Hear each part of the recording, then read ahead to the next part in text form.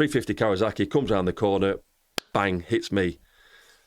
Some people have said I tried to dive out of the way. That's how I didn't get killed, really.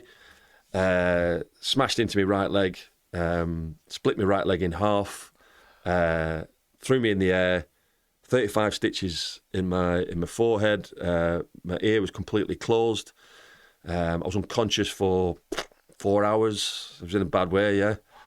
Today, my guest on the podcast is a former professional footballer who became a goalkeeping coach at Everton and, of course, coached England's number one. I'm joined by Alan Kelly. Alan, thank you for coming in to have a chat. We're going to talk about your career today. Son of a former Preston goalkeeper and Ireland international as well, and your brother as well. The 3 goalies, which is incredible. Come on to them in a little bit, but what's your sort of earliest football memory? Is it through your dad, or is it one where you're kicking a ball around? As you said, my dad was a record appearance holder for Preston North End, and even to this day he's got his in the stand now. The Alan Kelly Town End is his stand with a big 50-metre picture of his face on it. So every time I go, he's looking down at you. Yeah. God rest his soul. But one of the first, he always took us to the ground on match days. Right. So it was a bit like Brian Clough. Nigel Clough, that type of thing. Yeah. So, Nobby Stiles was the manager. My dad was his assistant manager. And, he'd take the lads along. So us would be upstairs in the gym playing football and with Nobby's lads and things like that. And then during the game, they had the dugout, and then it had a sort of like an attached dugout next to it. And we were sat in the dugout watching the game. Just, quite surreal, really. Yeah. And, I think there's an iconic picture of Nigel Clough sat next to Brian Clough in his Notts Forest in the dugout. Yeah. And I've always sort of gone back to it and thought, God, we were so lucky. Yeah. And then after the games, we'd be in the coach's room or the boss's room after, and having a pack of crisps, and you lads keep quiet while the managers come in and have the chat and what have you. So I suppose exposed to it really early on. Yeah. And at sort of 5, 6, 7 years of age, it's mad, really. That's mad. Wouldn't that now? Would they given all the stuff around it now? Wouldn't get the passes now, would we? No lanyards now for kids on a match day. And did that sort of pique your interest at that age, do you think? Or were you... Because I read something that a few years later, your dad wasn't sure whether he'd even like football, which is... So, is that an exaggeration as well? That's not an exaggeration from a dad, right? Without a doubt. Yeah. My middle brother Gary, he always saw me as the footballer. I love running around. I love like playing in the street. We played, at the time, we're talking, 70s, and kids played in the street, didn't you? Yeah. You know what I mean? Yeah, you had a ball, or you went round to the park, and it was 20-a-side or what have you. So I always loved playing football. Nice. And I played it at every minute. Whether it in the schoolyard, whether it was back home, anywhere really. And but I also loved like obviously an astronaut. I love the astronauts and stuff like that. Like jumping out of trees and just all sorts of kid stuff, really. Stuff, yeah. So I suppose in a strange way, well rounded. And but football was always a part of my life, because I think a lot of kids and a lot of schools played proper football, and I played for town teams and played for county teams and stuff like that, but as an outfield player as well. So yeah, totally different way of getting into football. And you're quite right, my dad just, he looked at me and thought, he's never really shown an interest in goalkeeping. Obviously he loves football, but he's never shown an interest in goalkeeping. So yeah, quite bizarre, really. That's mad. But so you were an outfield player? Yeah. Is that sort of where you got into football? Yeah, not of any great ilk, by the way. You know what I mean? Sort of got into teams, and I started as a centre forward, and I quickly worked my way back through midfield, centre midfield, centre back. But when I was about 14, I played for the town team, right, at centre back, and I scored one of the best goals ever. Unfortunately, it was an OG from the halfway line. Oh, Alan! Because back in the day, you could pass the ball back to the keeper, and we were winning this game 2-1. And I thought, I was even doing the dark arts back then. You know what I mean? 14 years old. Chest the ball that halfway line, hit this ball beautifully back to the goalkeeper, straight over his head, right into the back of the thing. And Dick Kerr was the manager of the town team, and he just applauded. He went, "That's the best own goal I've ever seen in my life." So I think from that day on, they moved me back into the nets. So, that was it. Yeah, it was so pretty easy, pretty easy transition, because I played in every other position and there was only one left. How did you find going and goaling? Because obviously your dad's a goalkeeper, your brother's a goalkeeper as well, and you being an outfield player? Was it alien to you, or was there some genetic goalkeeping that was just in you? I think it just clicked. Did it? You know, and even back then, like, so went in, you just rolled your sleeves up. You didn't have the, the latest latex gloves and all this lot. You just had a pair of hands and you had to trust them. And I remember playing in a game, a place called Factory Lane in Leyland, and there was a giant puddle. You know, back in the day, you had craters for goal areas, and this one was full of water. And I thought, I tell you what, this is fantastic. Diving into this puddle, getting covered in mud, coming up just looking, like an alien who's been dragged under a tunnel of mud, and wiping it away from your eyes, and just that feeling of like, getting in the way of the ball, whatever it was, and it was probably, like you say, it was either in the DNA or genetically imprinted on me. It just clicked, and but at the time, as you say, my dad, he when I was about to leave school, he was like, you need to get a trade. Okay. So I applied to become electrician at Leyland Motors, British Leyland, building trucks. Yeah. And I got it. And so I went into industry.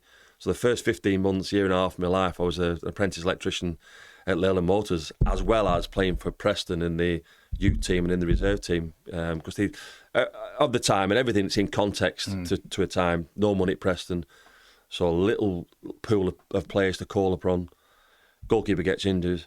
Kelly's lads played in the town team a year ago. Let's throw him in. Wow. And you know what I mean? It was almost like a make, do and mend situation. So I was playing on a Saturday for the youth team, so under 18s, the A team as it was then, and then playing for the reserves as well. But I was working at the same time. So I was a real, I wouldn't say it was a balancing act, because you just did it, you know what I mean? I got up at 6, I cycled to work. I did me 8-10 hours. I got on a coach, went down to wherever we were playing, whether it was Bury, Wolves, what have you, played a game, got back on the coach, cycled home, put my overalls on and went to work. But in a way, I don't know, I think it was a great grounding in, well, just having to, one, make do and mend, 2, get on with working, and 3, balance performance with work. You know what I mean? It was like, you can imagine it, can't you, what you had to do in those situations. But learned some great skills, on that side of it, and I think also learned that you had to work hard to succeed. Did it give you, again, you wouldn't have known this at the time, but as you got older in your career, did it give you that appreciation for actually being a full-time footballer? Massively, seeing what you'd done. Yeah, without a doubt. And again, I know there's like violins coming out now, but I'd get up at 6:30 and I'd cycle 11 miles to work, in rain or shine, And when you do that, I mean, we see you didn't get lunch, or you had to pay for your lunch, but you went on a lot of money, so you brought a packed lunch. Yeah. But by the time I'd cycle 11.5 miles, I was starving at 7:30 in the morning, so I'd eat my lunch. Do you know what I mean? God. So, and we were playing football then, even in the apprentices, we'd be out and there'd be, in these big open spaces at Leyland Daff up there, playing football all the time. In fact, we won the Lord Stokes Trophy, which was the inter-company football tournament, and I played centre-half in that. Wow. And a fella called Mick Rigby went in goal, and we won it. You know what I mean? I've still got the trophy. I found the trophy recently. It's there, the Lord Stokes Trophy.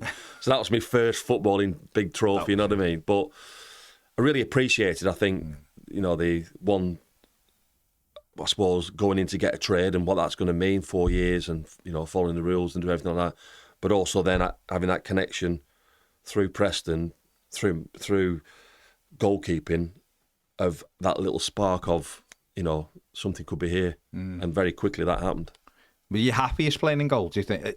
What I mean by that is, obviously you became an international goalkeeper, of course you were, but you played, you just said played every position that you could play and worked your way back. When you went in goal, I seen your eyes light up and you're somehow diving in puddles and mud, which will come on to one of my questions in a minute. Why are goalies lunatics? But there you go. Did you feel most comfortable when you went? Was it almost when you got between the sticks to go, yeah, this is actually my position? Is that how you felt? Or I've been asked questions about, before playing for Preston in the 3rd division and stepping up to the Premier League, and I've always said I found it easier. And I think, but to strip that back to that first time you're on about, say 15, 16, it just felt natural. It didn't feel like the pressure was, and I was only seeing a view like this. It felt like my view had gone 180, so I could see everything. Okay, yeah. If that makes sense, you know what I mean? Really bizarrely. Yeah. And I suppose that in itself, that created a comfort in me to think, yeah, I don't know, this feels right. This feels, even the actions, because we didn't have any goalkeeping coaches at the time as such. You know, the older pro, Roy Tunks was at Preston, who played there, and he would take you for every now and again to give you a little bit of instruction or what have you. My old man was at Everton as a goalkeeping coach, so he was dealing with Neville and Bobby Mims and people like that. So you had to find out for yourself. But going into goal and, I suppose, learning on the job. So as much as you learn on the job being an electrician, by the way, I left because I kept blowing myself up, but anyway, that's another story. But as much as you had to look and learn and follow process, you know, football sort of creates different challenges to you. You know, different strikers do different things. You know, being under pressure at a set play when someone's pushing you, how do you handle that? Every game in the early part was a learning curve for me, but I've never heard it put like that in terms of, you know, how did it feel to you? Did it feel like you were nervous, or did it feel like you were anxious? No, I just thought, calm. Oh yeah, calm, yeah. I like this. You know what I mean? I feel settled in this. I feel like I'm in my right position, if that makes sense. It's really interesting, that, because obviously your dad was, like we've just said, your dad was record appearances and top international, and then your brother's a goalkeeper. So it is almost maybe subliminally or subconsciously you're seeing them as goalkeepers, and you just naturally went into that as well. So you've done all the other stuff and played out and experienced, scored worldies, own goals, worldie from the halfway line. And then you've gone in goal and sort of everything's just gone, I can use all that knowledge, but I've got this. It must be an inherent skill in you. It must be. You became an international goalkeeper. You couldn't just get a defender and go and goal next minute to playing for the country. Yeah. So there must. It's mad, isn't it? And I suppose when you look at it now in terms of the coaching you do get and how that's moved on, and I've been a part of that for the last 20 years, 22 years. Of the first 7 years at Preston, I didn't have a goalkeeping coach, but I was, my first manager was Brian Kidd, and he would take you out after the game and say, "Listen, I'll try and score a few goals past you." Yeah. Almost like 3 in, Cubsy or wherever it may be. Yeah. Do you know what I mean? That type of thing. Frank Worthington was a striker. Frank could do the same. He went, listen, and Frank could point in the top. He wasn't bad, by the way. Well, if people looking up, he was a maverick of the time, and he was, he was just it was an international superstar, wasn't it? That's how he was in my mind. And when I played with him as 17 years old, he still was, and a fantastic striker and a man. And he would take me out and say, he went, "I'll take you out. I'm not going to give you any chance. I'm going to tell you where I'm going to put it, and I'm going to score." That's how much belief he had. The top players need. Yeah. And sure enough, bang, top corner. Then I started switching on and thinking, okay, how can I help myself? Yeah. You know what I mean? Think about learning on the job as such, or not just accepting it and thinking, all right, come on then. Do I take a little step this way? Do I take a step forward? Do I take a step back? It's almost like challenging myself. Yeah. Think problem solving, yeah, and then 1 in 5 maybe getting a finger and you go, oh, what a great save. So learning to get something out of it that was going to benefit me. But I think I always look back to that. I always look back to Brian, who signed me with Tommy Booth at Preston. I always look to Frank, Les Chapman, Sam Allardyce was the centre half at the time, coming to the end of his career. John McGrath was the manager. I always looked to those people because when I was 17, they were the senior figures that helped me learn. Yeah. Not necessarily by always saying do this, do that, but letting you find out and develop and maybe having a quiet word. So, I think having that early on as well, aligned to what you're saying, is that probably that natural, is it nature or nurture? I'm not quite sure, but having that natural affinity to being a goalkeeper. Natural talent as well, obviously, because like I said, you can't learn. I don't think you can learn that without having some sort of talent anyway to do. You can get better, obviously, which you did do, and you can teach yourself on it, but you must have had that talent in you anyway. So you're at Leyland and you're playing in the youth team and the reserve team and doing 40 odd hours a week or more as well, being a spark. When did it become sort of full time at Preston then? For that, was it an easy decision for you, or it was for me in the end? Yeah. My dad, not for my dad, absolutely not for my dad. No. I signed on the 20th of September, and I'd cycled to work that morning, and I'd sort of like secretly been in discussions with Walter Joyce was the youth team manager at the time, and Walter had been at Burnley, and Warren Joyce was his dad. Warren Joyce, who's been Man United, coach under 21s and everything like that, and been around. And Walter was, in terms of like formulating as a young kid, in terms of work ethic, being fit, being organised, another really top individual who pushed you hard. And don't get me wrong, we worked morning and night with Walter, but he ingrained that, listen, you'll get out what you put into it. Do you know what I mean? From an early age. Yeah. And in a way, he looked at that, and he looked at people who would have that same mentality. Right. And I'd been talking to him about it. And anyway, as it transpired, I got offered an 8-month contract. So pro contracts. I'd just turned 17 in the August, and this was a month later. And I'd cycled to work on a Wednesday morning. I'd got off work an hour early. I'd cycled to the motorway junction at Leyland at Preston, so junction 29. I'm in my overalls. I picked my bike up, put it on the bus, went down to Wolves. I think Steve Bull was playing, coming back from injury. He scored 5, lost 6-0, got back on the bus, 2.5 hours back to Preston, cycled back from and I thought, something's got to give here. Yeah, one way or the other. So that was my moment of thinking, no, I want to be a pro goalkeeper. Right. So I went on the way home, 4 o'clock, called in at the thing, signed my contract, put it in my overalls, cycled back. We only lived literally half a mile from Preston North End, so I was brought up half a mile from North End, went to school there and everything like that. Went in the door, my old man was there, and I said, got some news for you. Oh, what? That's something out at work. Have you learnt something new? I went, no. I said, I've just signed for Preston North End. Over my dead body. No chance. Not a cat and hell's chance of you signing for Preston North End. He said, you're getting a trade. Because he was a tradesman before he came over. He came over from Ireland. He was a qualified plasterer. And when he was over here, he became a qualified hairdresser. He actually cut the Howard Kendall's hair. Yeah, you've seen a picture. I've seen a picture of him cutting Howard Kendall's hair. Yeah, he never cut ours. My mum did that. He used to put the ball on top of it. Right, yeah. But he had the bag, had the leather bag and all this. But he was a tradesman, so he always thought about, like he used to like do the walls of the house and stuff like that, And obviously he hadn't seen, that's probably, as much as me and my sort of desire then to be a footballer as such. Right, yeah. But in a way that was a good thing because I made my own decision. Yeah, of course, yeah. And anyway, I went in, so he goes, no chance. He went, not a cat name. It was almost like chasing me around the table. You know what I mean? Was that content? Anyway, I went, too late. There's my contract. And it's signed. And he just went, okay. You made a decision. That's it. I back you. Literally like that. Like bizarre. Yeah, you know what I mean? And, but he also said, listen, you're going to have to learn. You're going to have to, I can tell you everything, but I can't do it for you. No. So, and in a way, it's true, isn't it? I'd found out from 14, that sort of that evolution from centre forward, midfield, defender to goalkeeper, and now you're going to have to learn on the job. You've got yourself, in the last year, you've got yourself from being an outfield player, goalkeeper, electrician, to being a pro goalkeeper. He went, you're not doing bad. I was going to say, he said, I don't want to get in the way of that.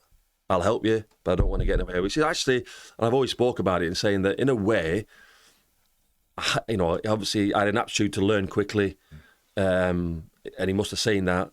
Probably not happy, by the way. No, you know what I mean? No. But that was it. So from the 21st September 1985, that was me on the pro goalkeeper route.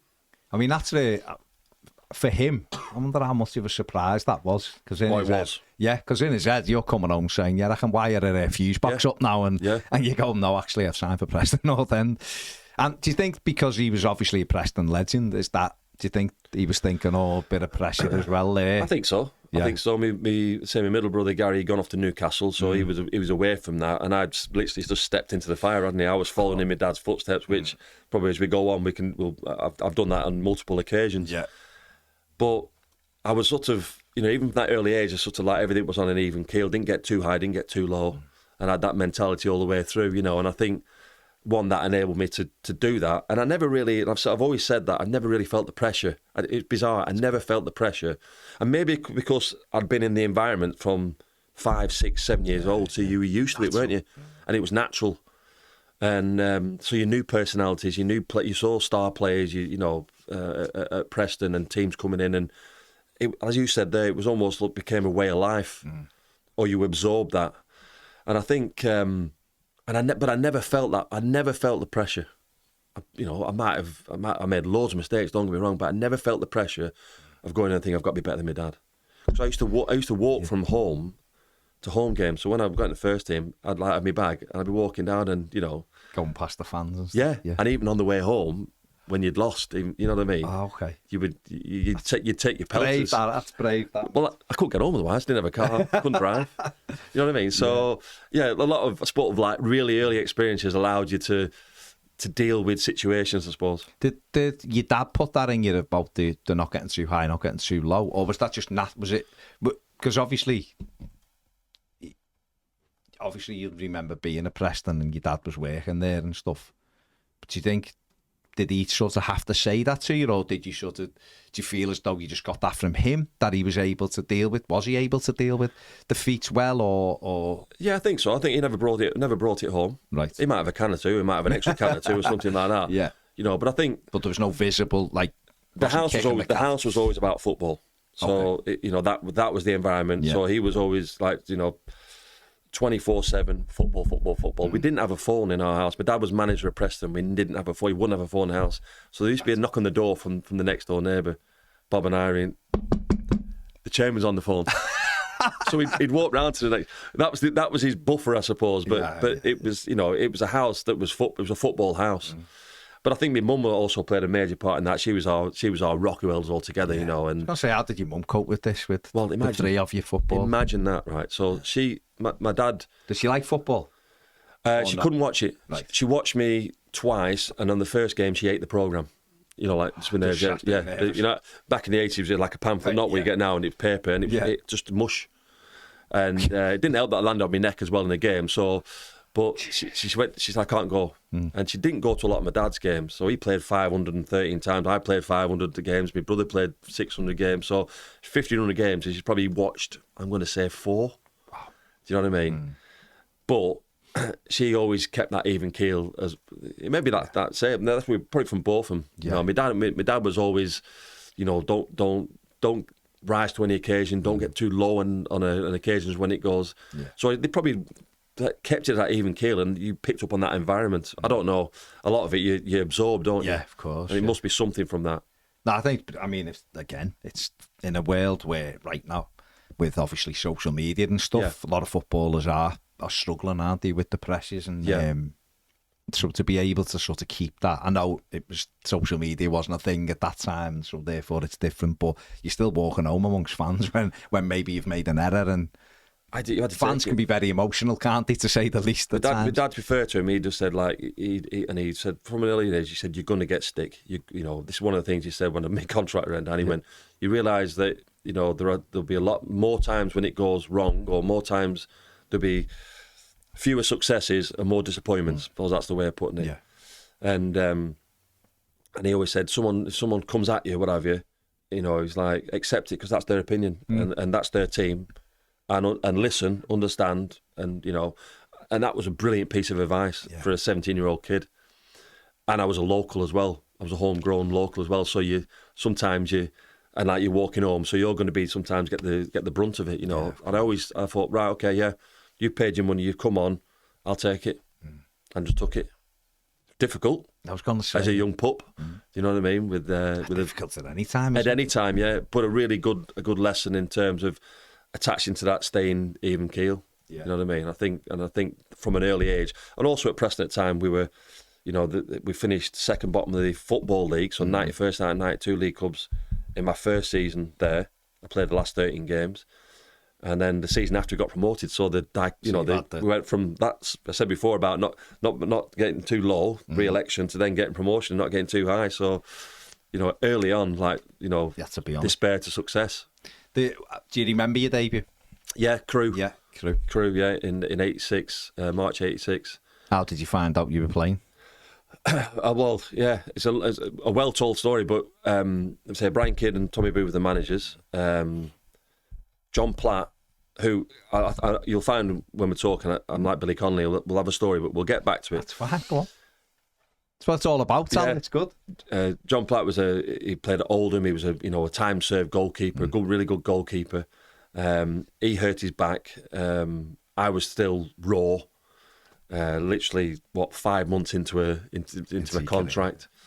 So the club decided to bring in like Phil Harrington. I actually think he came from Blackpool. I could be wrong about that, but he came in, and he broke his ankle, dislocated ankle in his first game. So there was no one left. There was me.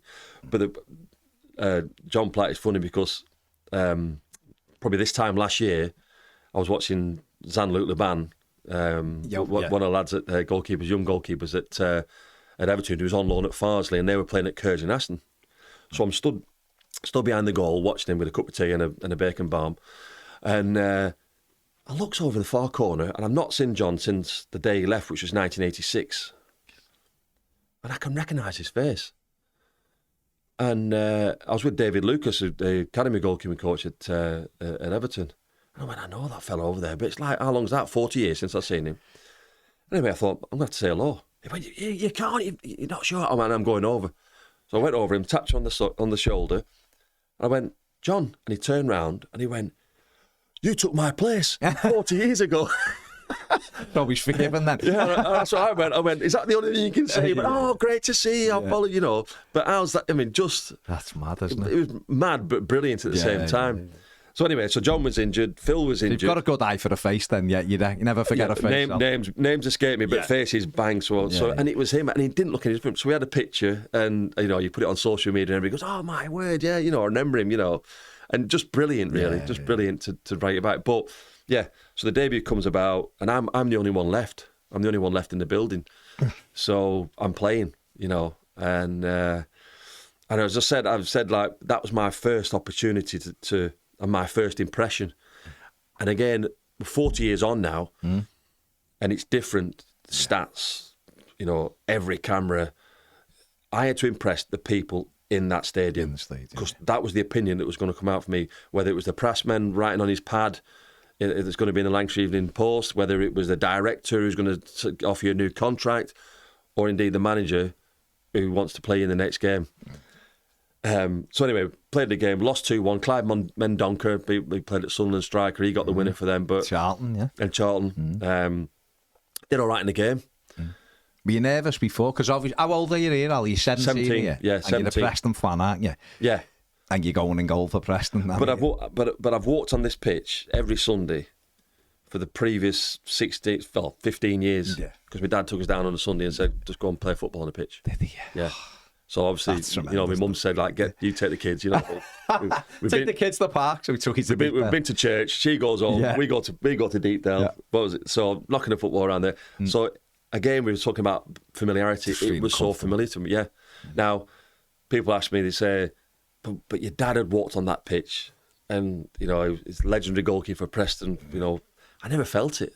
That's what I mean. I didn't. Amazing. Yeah, I didn't feel it. And I don't. And it's hard to explain that you think. Of course, you had anxiety. Of course, you had butterflies. Of course, you would be like slightly nervous going to. That's the right word. You have to have that, don't you? I think anyway. I think that's the excitement that gets you up for it and keeps you alive. You know what I mean? And I think. But I remember going out and just again, I said before about when it clicked from going from a centre back to a goalkeeper. I've actually thinking, I actually don't feel too uncomfortable here. Do you know what I mean? I belong type thing. Sort of, yeah. Or I'm not uncomfortable here. That's the better way. Brilliant description there. But I'm not uncomfortable in this situation. And then I think when you are like that, or when again as a coach, if you can produce environments that are like that, you get better performance. But I also knew that I had that one. That's my first chance. Yeah. And sometimes you only get one chance, don't you? How many times have you seen it? People getting debuts, what have you, and then they go missing. And particularly for me, being the son of Alan Kelly, senior. You're never as good as your dad and all this type of thing that comes. You've got a lot to prove, but I always thought I can only do what I can do, and I suppose that's a gift that I gave myself. I can only do what I can do. I can't unchange what my dad's done, and I'm proud of what he's done and everything that goes with it. Yeah. But I can only forge my own path. Yeah. And I suppose taking that step from coming out of an established 4-year apprenticeship as a trade and taking that chance, I've made my own decision.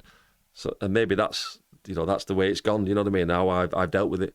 I think I think that's really impressive, though, because obviously you hear stories, parents pushing the kid. I know it's different. Your dad was a Preston legend, but you wonder whether they want to protect you, so don't go in it in case you're not as good. I mean, as a parent, I don't know whether you ever think that about your child. You won't be as good as me. No. Like whatever. So he's obviously looking at that, all the other stuff you said, well, people will be looking at him and then looking at you. But for you to be able, and probably the messages he was giving you, but for you to be able to decide that yourself, take that yourself and go, I'm okay with this. Yeah. I can cope. I'm all right. And it probably is because you've been, that place is basically like your second home, wasn't it? From a child. I think you know, and your confidence in your own ability. Well, I think I suppose being the son of one, my dad finished when I was 5, so I've no great recollection of what have you. But then obviously he was there with Tommy Doherty as a coach. He was assistant to Nobby Start, and he was manager for 2.5 years himself there. And so I suppose you're used to meeting people, aren't you? You know what I mean? Situation. I mean, of the time after a game, so 17, 18, we'd go into town for a pint in Preston. So I'm walking into the supporters' lion's den, shall we say? But it's familiar to me. Yeah. Because I'm a Preston lad. There anyway, yeah. Yeah, and almost not in terms like, well, why shouldn't I go in? It's just like, no, I'm just going in. Just going to have it. Yeah. To relax, yeah. But if you'd lost 4-0 at home, and this is what I go back to before, you had to accept that you're going to get some pelters. Yeah. And how you dealt with it. And I suppose as a young age, if you can deal with that, cope with that, come through that, it's another little learning curve, isn't it? Of course, yeah. I mean, it's different now, isn't it? Obviously, we know it's different. It's crazy what it is now, but you're thinking of young goalkeepers now, probably wouldn't have had that opportunity because you get sent out here on loan or emergency goalies, or you'd already have 3 at the club, and there's different. Everton have got about 10 goalies probably on the books or whatever, just from various age groups and all that. So I think that's so key that you were able to do it. 17's young to go in, to go as a goalkeeper as well, to go in, because it's such a pressurised. It's like there in a centre forward, it is the hardest two on the pitch. One's your glory if you're scoring, if you're missing. The enemy and the goalkeeper, you make one mistake, you've conceded, basically, haven't you? So it is high pressure for you to go in and just feel, I'm all right, I can cope with this. I think that's a massive. I remember my first penalty save was at home at Deepdale. That first season, it's actually, so I played the last 13 games of a real. So once you got in, were you in then? So after my first game, Brian Kidd left as well. So then Jonathan Clark, who was the centre midfielder, took over, and he came in and he said to me, I'm going to play you every game between now and the end of the season. I believe in you that much. So again, having people like that, that names that people, they wouldn't flow off the tongue, but people have played such a monumental part in my early start. Because if you don't get your early start, I've said before, if you don't get that first appearance, if you don't get that body of work, 10 games or whatever it is, 15 games. So I had 13 games, and actually we won 5 games on the bounce under him. In a season where we had to go cap in hand to stay in the league, Preston North End. That's mad as well, isn't it? Yeah, and and to have those people have that belief in you as well, and say, no, I'm going to play, and I'm going to believe in you, and then that allowed me then. I think I won Young Player of the Year off the back of 13 games, and so suddenly now it starts to get kick-started, doesn't it? Mm-hmm. And people trust you. You look like the goalie, first team keeper. Suddenly, your age is creeping out. Yeah. Do you know what I mean? Now no conversation. Yeah, and we got a new manager in, John McGrath, who came in, who's like, he would have been the Pep Guardiola of his time. Right. So Preston changed from the re-election season where we had the last, it was the grass pitch, to 86, 87. We had one of the only the 4 plastic pitches. So Preston had 1, Luton had 1, QPR had 1, and Oldham had 1. Yeah. So we won in the 4. But we were in the 4th division. So he League 2 in new money. League 2 in new money, yeah. And so if you imagine, we finished 91st out of 92 league clubs. We had a plastic pitch put down, which saved the club because the community could use it, and everything like that. So it was a revenue and lifeline for the club that clearly was needed. And we brought a new manager in, and we played 5 at the back. And I would get the ball, and I would roll it out to a player called Bob Atkins. Either side of him would be Alex Jones and Sam Allardyce. Frank Worthington would be up top, Osher Williams was in midfield, Ronnie Hildersley, Gary Brazil, John, all these names come because I remember playing with him. Yeah. And I would play it to Bob. Bob would step in. We'd have third man runners in Gary Swan. We'd have all the rotations you see now. This fellow was ahead of his time because he came there. He went, every other pitch we play on is like a car field. Here we've got to play football. Yeah, we've got to utilise what we've got to the best of our ability. Nobody else had played on it before. Brilliant, really. Yeah. Thinking, how can I do it? And I was part of that team. But my first penalty save was against Aldershot, and he was taking it, Andy King. Right. Yeah. Right foot, dived to me right, tipped it onto the post, went out for. So again, another connection with Everton. Yeah. Another connection was Dave Jones, centre half Dave Jones. I mean, he used to be Wolves manager, and his brother Mark. And but yeah, that first save. So that's another little bunk up of like you've made a penalty save. Yeah. Do you know what I mean? Yeah, so you have to have little pockets of performance that allows you to, I suppose, to live up to your potential, because that's what you marked at 17, 18. You marked as potential, aren't you? Of course, yeah. So that next season, obviously, really successful. You end up getting promotion with the Guardiola of his time on the plastic pitch. It really was, honestly. No, but I mean, did it help you as well? Because you played out, so obviously good with your feet as well, and think you'd have been all right in the modern day when you can't pick the back. On a Friday, we'd have a five-a-side, and we didn't play with goalkeepers on the five-a-side, and I would play at centre half alongside Sam Allardyce, and because I was decent with my feet, Sam used to say, "You pass it, you're better than me passing it. I'll defend and head and kick it." He said, "I'll give the ball to you. You find a player." And at the time, and Osher Williams recants his story. He says there was a serious discussion about returning you to a centre back. Wow. Because about how John wanted to play off the back. He went, two, you were doing it every Friday, picking passes out and stuff. You know what I mean? It was bizarre. He went. There was an actual conversation. There was Osher, John McGrath, Les, and they all turned around and said, like, I think it might be worth more as a centre half. You know what I mean? So, and he's told me that. No, I never knew that until years and years later. But again, you had to adapt. Do you know what I mean? And moving forward, then to when the rule change happened, obviously I'd had experience of that as well. Yeah, fantastic. Preston, you got up into Division 3, League 1, and then just sort of stayed there, didn't you? And Sheffield United come calling for you. I mean, how did that come about? Just prior to that, again, we're talking about... Can I pause? Because something's just come back into me, because this is actually massively key. Yeah. It's just come into me. I've got it written down. I should be checking my notes, really, but I haven't. Quite a big incident after you've broke into this side and done really well. Yeah. That could have been a career-defining moment, which was a motorbike crashed into you. Yeah, 350 Kawasaki, yeah. Come on, tell us the story, because it is quite important. It is important. I think it is important. And again, of the time, my dad had gone to America. So he'd left Everton and gone to America. He was a goalkeeper coach at Everton, went to America. We had like an indoor facility there with an ex-colleague of his at Preston Alan Spavin. So me and my mum shared the car. I didn't have a car, so we shared the car. And my mum worked in a florist. And we were playing Burnley in the Sherpa Van Trophy, which is the Bristol Street Trophy now, to get it in context. And we trained in the afternoon and we finished. I wanted a new pair of gloves. I'm sure it was called Seaton Sports, and on Friargate in Preston. And I thought, and again, I've said this before about sliding doors. My mum's florist was quite close by. Do I pick her up first, then go and get my gloves, or do I get my gloves and then pick my mum up? And I chose the latter. I thought, now I'll get my gloves, back up the road, pick mum up at Meadow Street, and then we're on our way home. Literally all within like a 2-mile radius of Preston and where we lived. I never made the shop, and I've no recollection until of it at all. That's how sort of like how badly I got hit.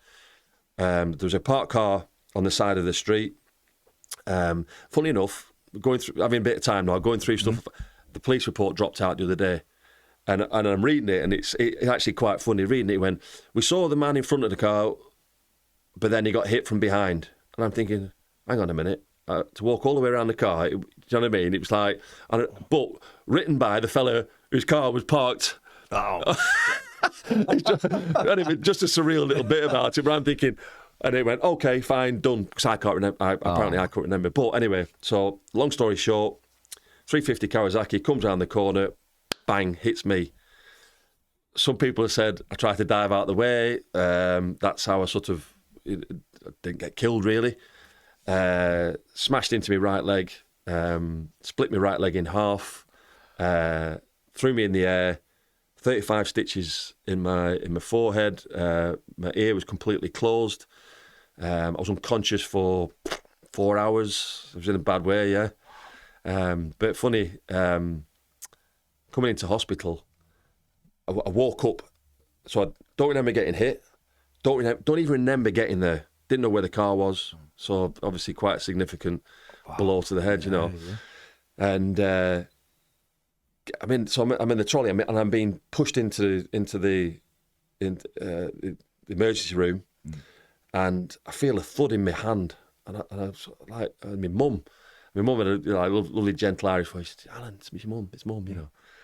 And I looked down, and there's something red in my hand. And I'm thinking, is it blood, what have you? And she went, just put an apple in your hand. An apple a day keeps the doctor away. I mean, brilliant. Do you know what I mean? Bloody hell. Yeah, and I mean, you know... The calmness as well. Yeah, that calmness. Yeah. That calmness, don't panic. It's happened. You're alive. Do you know what I mean? Yeah. God. And... Because she must have been terrified, obviously, seeing you like that. And it was... Anyway, so... And another funny story, that the fella who put the plaster of Paris, and I imagine back then it wasn't pinned, it should have been pinned. It was like maybe 6 or 8 inches long to break up my shin. And like now they'd pin it, whatever, it'd be perfect. But then they'd leave it. As long as it was in line, they'd leave it. Anyway, but they put a massive pot on which weighed about 8 stone from foot right up to your groin. And the fella putting it on, it was his first day at work. So he was learning on the job, right? So I'm an athlete, shall we say, loosely calling it. Put this. Anyway, with 2 or 3 days later, my leg was still swelling, but they'd left ridges in the plaster of Paris that was directly on top of the bone. Now imagine that. I just remember being in agony. But the funniest tale is, like years later, when I went back to coaching at Preston, the fella who put it on was the masseur, Johnny Sumner. I'll say I'm going to name him Johnny. You won't mind. He went, I know. He said I was panicking one day. He said I knew I was a Preston fan. I knew it was you. He said I was nervous. I went, but anyway. So I had to go back, and he said I did a better job the second time, didn't I? I went, yeah, you did, Johnny. Yeah, but yeah. So I was in a pot for 4 months, and then I had to learn to walk again after it. Yeah. So, and again, context to modern day, he didn't have. All he had was an X-ray machine. You know, you just had your X-ray machine. Andy Jones was a physio, and he did the best thing for me. He sent me round to walk round Deepdale's pitch, 2 hours every day. I had to go heel to toe, heel, and it's the way you walk is heel onto the outside, onto the inside, push off, heel, outside, inside toe. It's in my brain because I had to do it for 2 hours every day. Bored out, imagine that. But what it did, it would leave you without a limp. So the gait of your foot. I know it sounds boring, but what I mean by that is that, again, this thing, and if he hadn't have done that, then it might have affected me. Do you know what I mean? Now, subsequently, what happened is my leg slipped and I lost 12 mil out of the length. But I didn't find it until I moved to Sheffield United going on to, I told you we'd get round there. Yeah, no. And we didn't find it until later on. So the knock-on effect to that, I was in terms of injuries and stuff like that, the knock-on effect of that 12 mil, losing 12 mil out, anybody you can think about it. Now they put an orthotic in, they build you up and do all sorts. They didn't then, you left it. You know what I mean? So if any Preston fans are worrying why I couldn't get to the top right-hand corner by an inch, I'd lost a bit. It was on a mud guard in a motorcycle on Friday. Yeah, so, quite a monumental episode in my life, really. But even more monumental was my first game back. I broke it at the same leg again. So, it was a memorial game for Mick Baxter, Preston player who I'd known since I was like 6 and 7. Right. And a lovely fella. And Alex Bruce was a centre forward who scored millions of goals for Preston, and obviously he's got that buzz for the game. Kenny Dalglish was there, so Bobby Robs was there, Bobby Charlton was there, I remember, I don't know, I can say now, Bruce Grobbelaar was in the other goal. All these celebrities had come for this, you know, it was like a big deal. And it was my first game back. First challenge, I dived out for a ball. Brucey's tried to get in. His knee's gone right through the brain and it cracked straight through it this time. But it was funny. So I knew straight away. I just knew. So being carried off, they put me on the physio bench, and surgeon comes up and he does this on my leg, and you might hear it goes all the way along the bone of my leg, right? And I knew. Sent me off to hospital. Got to hospital. I was left on my own. Like now and everything like. So I'm in the emergency room by me gate. I've had my X-ray. I'm waiting for it. Fella comes in. He went, "No, you haven't broke your leg." And so I'm not on crutches. I've walked in with a broken leg. Yeah. Anyway, I said, and I'd probably seen about 1 million X-rays because I've had my previous break. Yeah. I'm like, "Do you mind if I have a look?" I went round. He went, "Yeah, I'll just get rid of this hair on the X-ray. Outside the table, there used to be like a bright screen, and he'd hook them up. Yeah. And he went to wipe it away. I went, "That's not a hair." I said, "That's a 2 millimetre crack through me." "Oh my God, it is, yeah." Back in a pot. Wow. Yeah. Telling them how to do the job. Telling them, well, yeah, that's not yeah, good, is it? Yeah. Bloody hell. So really, all the progress I'd had up to then, because I'd been on a trial at Spurs. I'd trained with Bob Wilson, the team of 87 that were beaten by Coventry, the FA Cup team, Chris Waddle, Ozzy Ardiles, all that team, Gary Mabbott. You know, rumours of like a big money signing to go there. All these things, playing 50 games up until then. You know, at the age of 18. Yeah. You know, really on that. Playing for Everton. I played for Everton in the youth team in an international tournament out in Italy.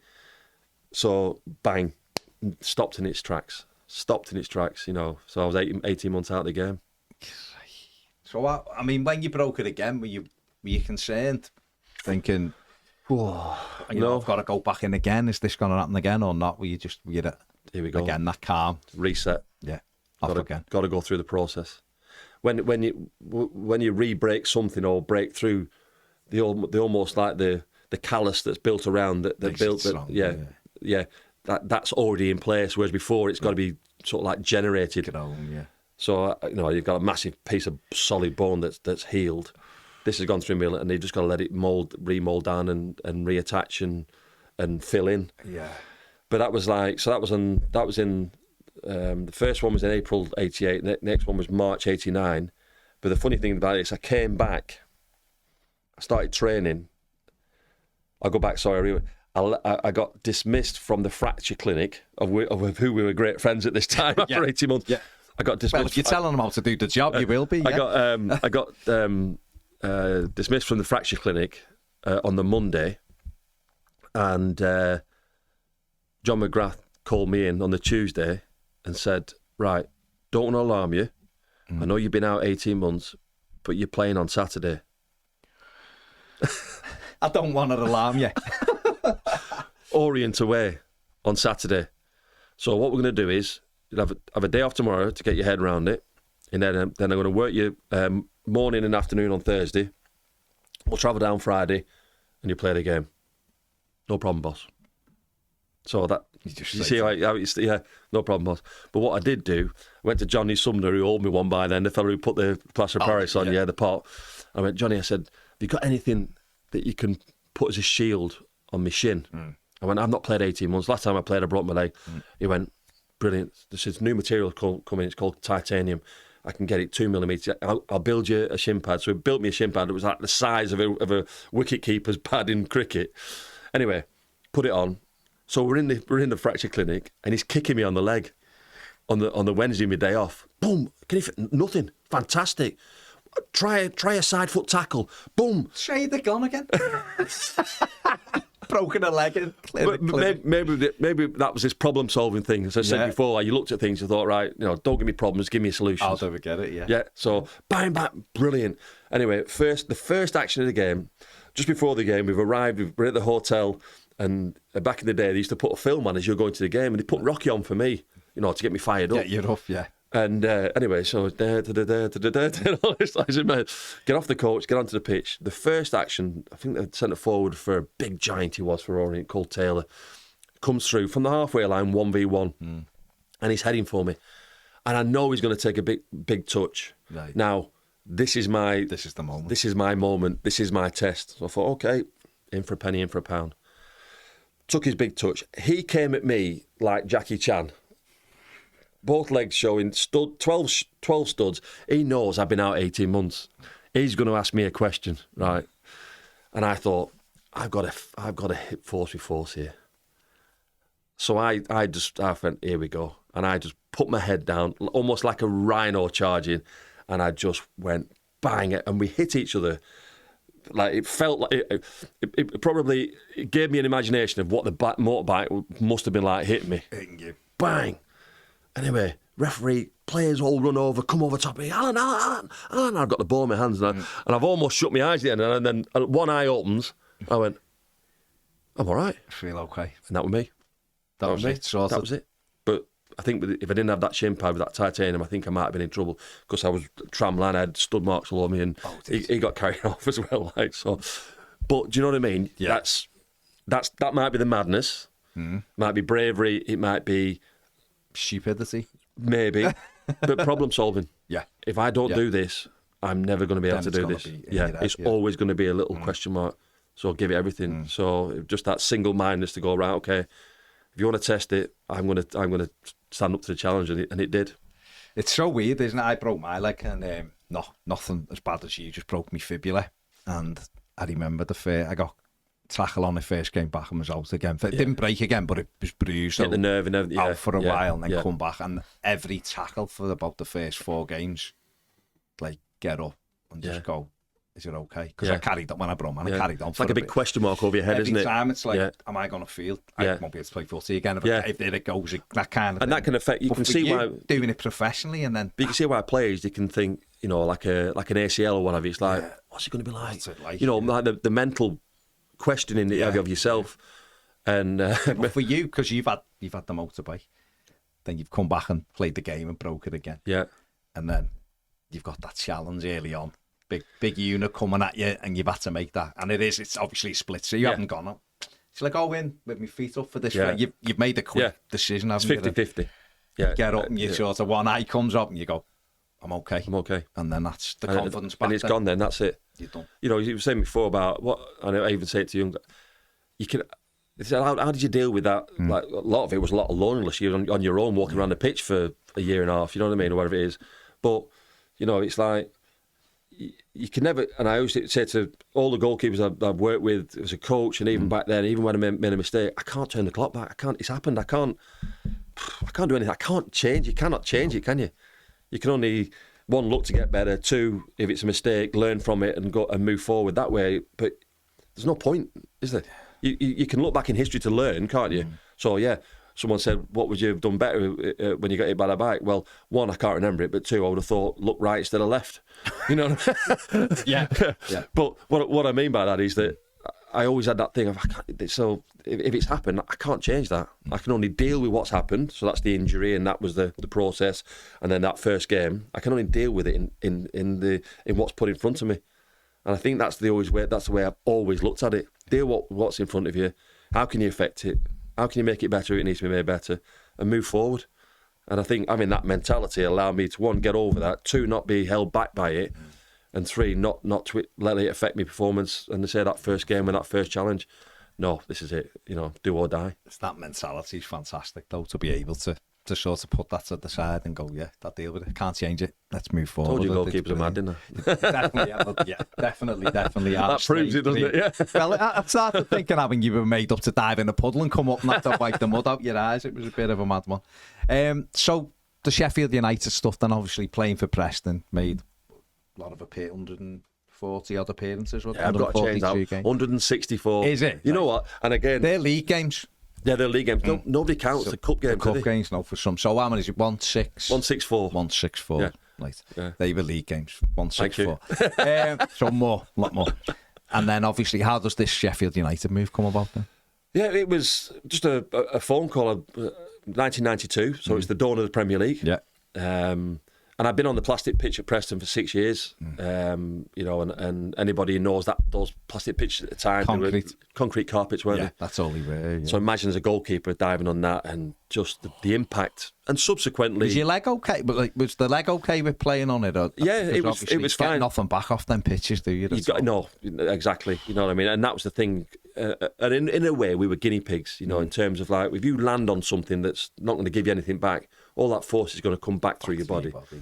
And at the time, you know, like imagine the outfield players. You know what I mean? Like back in the 80s, lads used to wear the shorts really high, didn't they? And a sliding tackle on that with the sand, and the legs would just thought, oh, don't go there anyway. Yeah. But so Sheffield United. So I was out of contract. I knew that I needed to get onto grass. Do you know what I mean? Yeah. You know, sometimes I knew I had to get onto grass, so I'd made that decision again. You know what I mean? Like going back to my old man. You know, I've been there 7 years. It was my boyhood club. I still lived 800 yards away. You know, all these things that come into it. But I knew. And Dave Bassett rang up. We got married in the June. And 3 weeks later... You and Dave Bassett? That's a good one, isn't it? Yeah, marriage made in heaven. Yeah. But me and my good lady, Sarah, we got married in June '92. Off on honeymoon, came back. There was a message on the answer phone. Dave Bassett, can you ring me back? And I'm thinking, Sheffield United. Oh my word, they're in the Premier League. And it literally no agents, quick phone call, just to say we'd like to sign you. This is what we're going to pay you. This is the deal. Can you get over to? This was 3:00 in the afternoon. He said, I want you here by 4:00 the next morning because we're going on a pre-season tour. That's how close it was to Sweden for 2 weeks. So, married, honeymoon, change your club, see you. Off you go. And by the way, can you find us a house? You know, in a place where you don't know and all this. Again. But what does football do? Yeah. Football throws you as a player or as a coach or as a manager into a club, an area or a situation or a country, and then your family pick up the bits. Yeah. But they deal with it. That same thing, that even keel. And my missus has always done that. And is incredible in terms of, and they don't get enough credit. No. You know, in terms of the support that they give, even in this modern day where you've got everything. You know, I think having that family unit. You know, again, talk about me, like, you know, having that influence. You know, to keep you calm or to keep you level-headed or whatever it may be.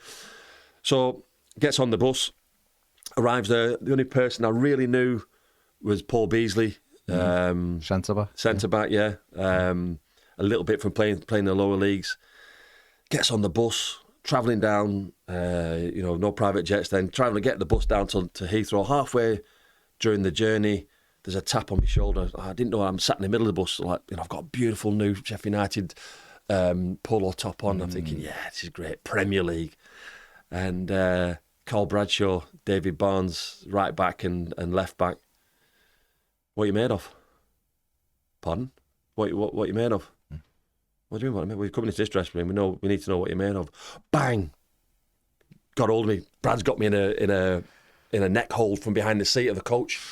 I can't move. Barnes is getting stuck in and all this stuff. And I'm thinking, am I in a movie? Have I fallen asleep? Am I in a nightmare here? And I quickly realised, I'm not.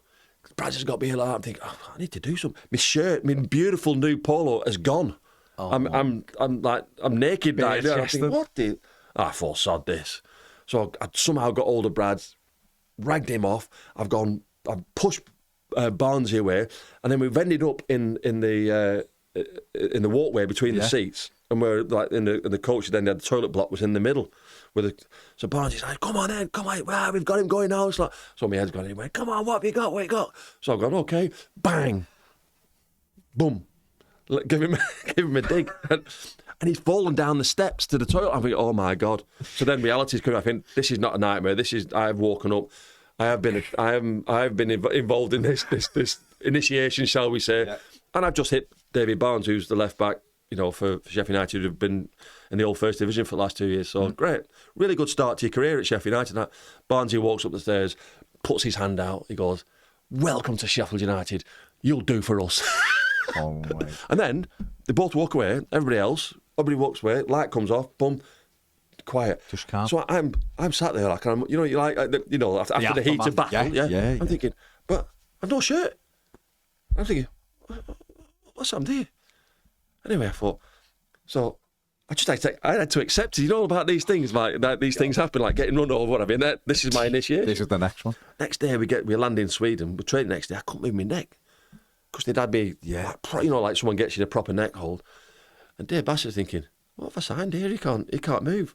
He came over to me and he said, you all right? I went, yeah. I said, just slept funny. And I think it was a test. To see whether you said anything. Yeah, it was a test. So, you know, and he wanted his characters.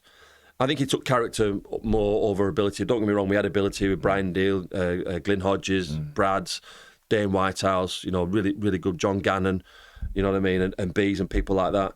But he wanted character with that ability as well, because he knew we were going to be in a scrap to stay in the Premier League. Yeah. So he went, you'll be all right. He went, can I make a suggestion? He went, don't look up, just tip him over and just let it away, let it drift away to say, you're all right, you'll do for me. Yeah. That was my opening day and a half at Sheffield United, so it was a real baptism of fire, that was. That was, I mean, that season you were on the bench for the first game. You beat United, didn't you? Who, of course, went on to... Yeah. Sheffield United beat them 2-1 and Everton beat them 3-0 at Old Trafford, and then... There you go. So they lost the first 2 games and went on and won the Premier League. Because that was the first time in 26 years, wasn't it? Something like that, yeah. It was just mad. How did you were at the... Simon Tracy was the goalie, wasn't he? Was Jim Leighton there then as well? Or is he... Because I'd seen on like a squad list somewhere he was the goalie there as well, but I don't know whether... Did you overlap or... The sort of chronological way it happened is that the first team, Mel Rees was there. I don't think Mel had played against Everton the season before. He only played 8 games, but and I didn't know at the time when I signed, but Mel had colon cancer. Right, okay. Subsequently died that season from it, 26, you know, and that in itself, you know, was an awful situation because he was a fabulous fella and a brilliant goalkeeper. So I'd come into that, and it was funny, Mel, when I came in and I had found out. He came into the dressing room. He was such the character of fella. Everybody loved him. Yeah. And he walked in. You know, sometimes it's uncomfortable. I'm still young. I've never really come across somebody who's had cancer and stuff like that type of thing. You know, how do I do? What do I do with it? And he came in and he put his hand out, and I must have delayed a bit. He went, "Don't worry, it's not contagious." The whole place fell down. Like, I mean, this is the measure of the man. Yeah. And he actually came back. He actually came out. And he was on the bench with Aston Villa. But Dave Bassett being who he is, on a Monday game, he liked to do set players, but we didn't go like to a club. Whatever. We go in the local park. So we were in the local park in the shadow of Aston Villa, playing head tennis over the benches and doing set plays. You know, it's classic. More like Mike Bassett than Dave Bassett. Do you know what I mean? But and Mel was there, and then God bless him. Literally 2 or 3 months later, he passed away. You know, but. So I got in there. Simon Tracy was the established number 1 at Sheffield United, on the verge of an England cap. You know, top keeper. And you know, you look at people who stay with you all life and still speak to Simon to this day. I had these gloves and they were tatters. They were rubbish. You know what I mean? And he was like, because he was doing so well, and he was a Premier League goalkeeper, and he played in the first division 2 years previous, which was the Premier League now. Yeah, of course. Yeah. He had a deal with Sondico, so he gave me these gloves. We put these gloves on. It was like fly paper, you know, like going, oh my word. What's happening? You know, whereas before you really had to trust your hands here. You could trust the gloves. First time I'd really felt that, other than Neville's gloves that my dad had got for me once, and I tried them, but Neville had worn them that much, he'd worn all the holes out. So your fingers were bare. The fingers were out anyway. So this is the first time I'd had a brand new pair of gloves, these new latex gloves. Oh my word. Boom. And then later on I was thinking, I thought fair play to him, like I said, because he put these on, my confidence level went straight off. Bang. And even at the time, and then my B's at the time saying, you know, we were doing shooting practice and I'm flying, I'm making saves, catching stuff. And then my B saying to him, whew, you got a competitor now, Trace, like laughing. Yeah. But do you know what I mean? That was one of my early memories from that Sweden tour. And so Simon played the first 10 games. And then I made my debut as sub against Spurs at White Hart Lane. The last 10 minutes, they'd also brought in that 92-93 season the back pass rule. Yeah. So that was a monumental change in football rules, both for football and for goalkeeping, and also the use of a goalkeeping substitute. Yeah. And I was the first sub goalkeeper used for a keeper sent off. Right. Okay. So Simon got sent off for the most. Honestly, the ball was played back to him. Paul Allen was coming after him. He decided to dribble round him towards the touchline. His second touch was more like a tackle. He went straight to the ball boy. Paul Allen went to get the ball because Simon was now 40 yards out of goal. Yeah. Went to throw it to Paul Allen to play quickly, and Trace just dived on him, dived on Paul Allen, and dived on the ball boy, and the linesman took them all out. And the referee went over and went, bang. What can I do? Yeah. So we're all sat there like laughing because this is like I mean, afterwards, Dave Bassett said, you had the brains of a rocking horse, you know what I mean? Anyway, so he's trudging off, and I'm sat there thinking, well, this is bloody hell, Trace, you know. Then suddenly went, oh, hang on a minute, there's a new rule, isn't there? But at the time, the manager, you know, like you got electronics. Yeah. At the time, it was like he had the numbers and he held them up. So he had to go up, but he'd gone 1 and I was like 13. And he went, they called me Ned. Ned, get on. And then everyone went, the realisation, this is the new rule. So I run on, no shin pads. Been brought which isn't clever, which isn't clever, yeah. But just because of the shock of it, the new rule, and this is the first time it's happened, so we've not seen it, bang, I'm on the pitch. So I played the last 10 minutes, that was my debut. And then my full debut was against Arsenal at home, which was the Arsenal team of Adams, Bold, Wright. Proper team, yeah. We drew 1-1, so that was me. And again, I go back to making that start and making that impression. That was my first game at home at Bramall Lane. 30,000 fans. We'd beaten United. You know, we were doing all right, as whatever. Now a new keeper was in, you know, and all they'd ever seen was the established goalkeeper of Simon. Yeah. So I had to make that, not make an impact, but I had to make sure I did my job. I had to make sure that I didn't give him any reason to think I wasn't up to the job. Obviously, you've been playing at Preston. This is the Premier League, telly, and that first season, everything was big about it, wasn't it? There's that great Premier League picture when all the teams, a player from every club's on it, the alive and kicking, they've all got the shit. Everton's Peter Beardsley, I think, is on it. So they're all there, a player from everyone, probably Brian Dean, maybe for Sheffield United or whatever. That's the hype and everything. Yeah.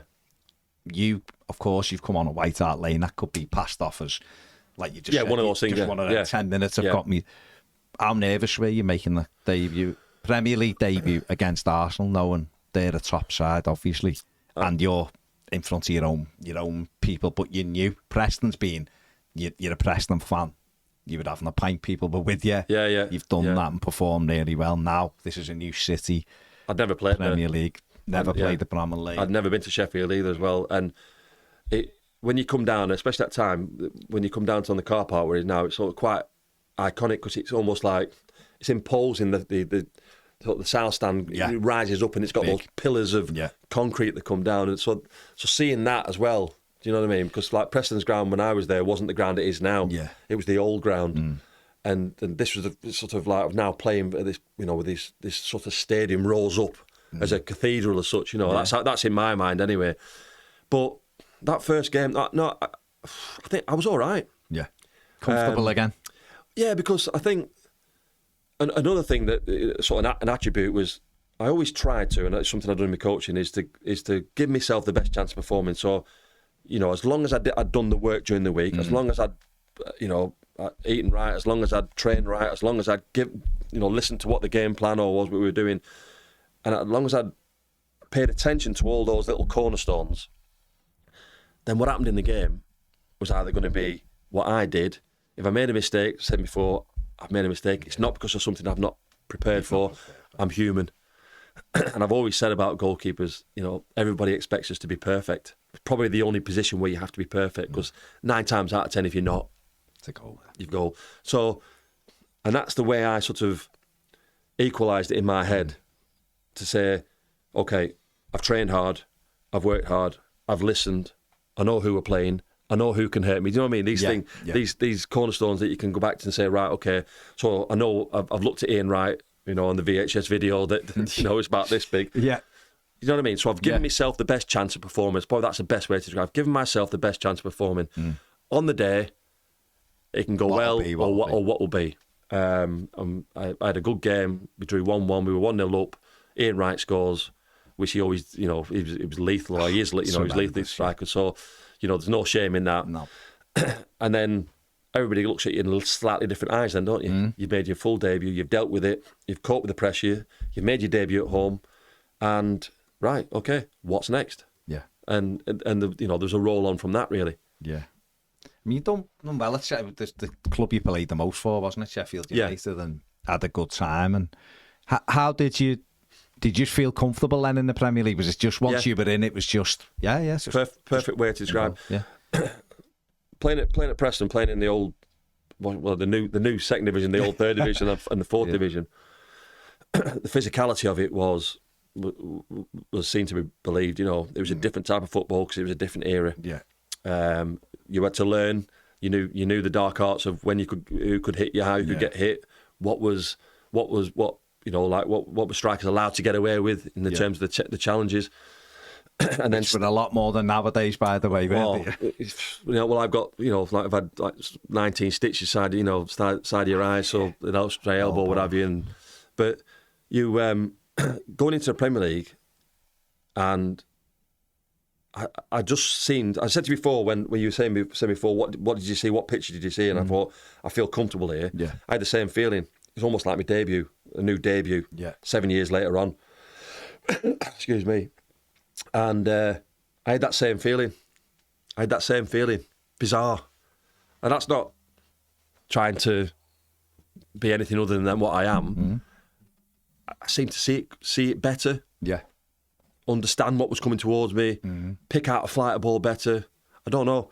But that same thing, and it's the first time I've actually described it like that, of saying to you, what was it like your debut when you went out? And I felt, I saw that picture. And when I think about it, it's exactly the same picture when I went out on against Arsenal. I felt in control, felt calm, felt I could see the picture, felt I was ready to deal with the threats of a brilliant team. Ian Wright, Alan Smith, David Rocastle, Adams and Bowles at set players, Winterburn, Dixon, you can name them, David Seaman. That team, that iconic team as well. And that be able to see that in that 118 seeing the full portrait of everything. Yeah. And not being fazed by it, I think. And I think that was so it's only just come back to me now and actually thinking about that. And now you've said that in terms of, making your league debut, at 17 to then making your Premier League debut, full debut.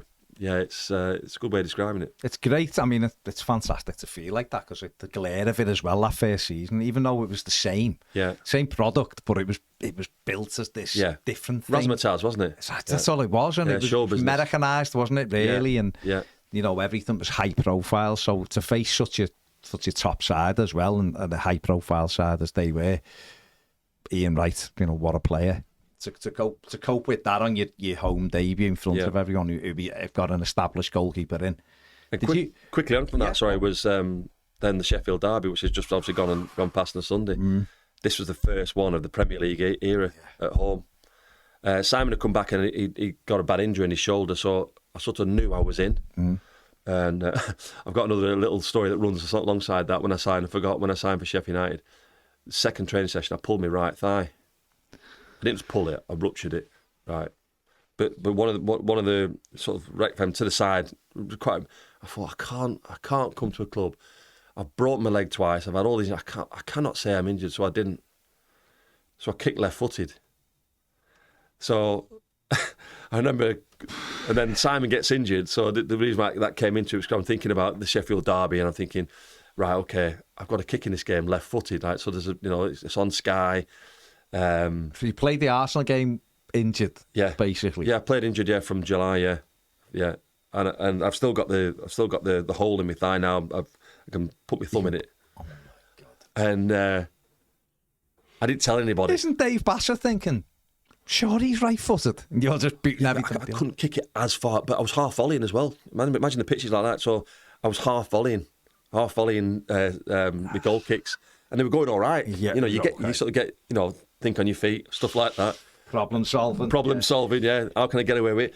Because they were you two-footed anyway? Were you not bad? I was predominantly right-footed, and I ended up really predominantly right-footed, more through injury than anything else. But I could get away with it. But back then, obviously, you could get a little mound of sand for a tee. Yeah. So imagine the ball on top of the teacup. Yeah. Got a lovely little tee. Just make sure you hit it. And then you get used to it, and suddenly now they're going. You know what I mean? And you're getting away with it. Wow. Through a lot. Yeah, throw him on. Yeah, do you know what I mean? Throw him was great. Yeah, Yeah, you know, at the time, wasn't it? Throwing was a thing, wasn't it? Which Yeah. actually should be back in now for me. Jordan does it a lot, and it's something we talked about in terms of it's a really good release, and and it doesn't come at you 100 miles an hour if you're receiving. It's a dying ball that comes to you, but obviously through necessity as well.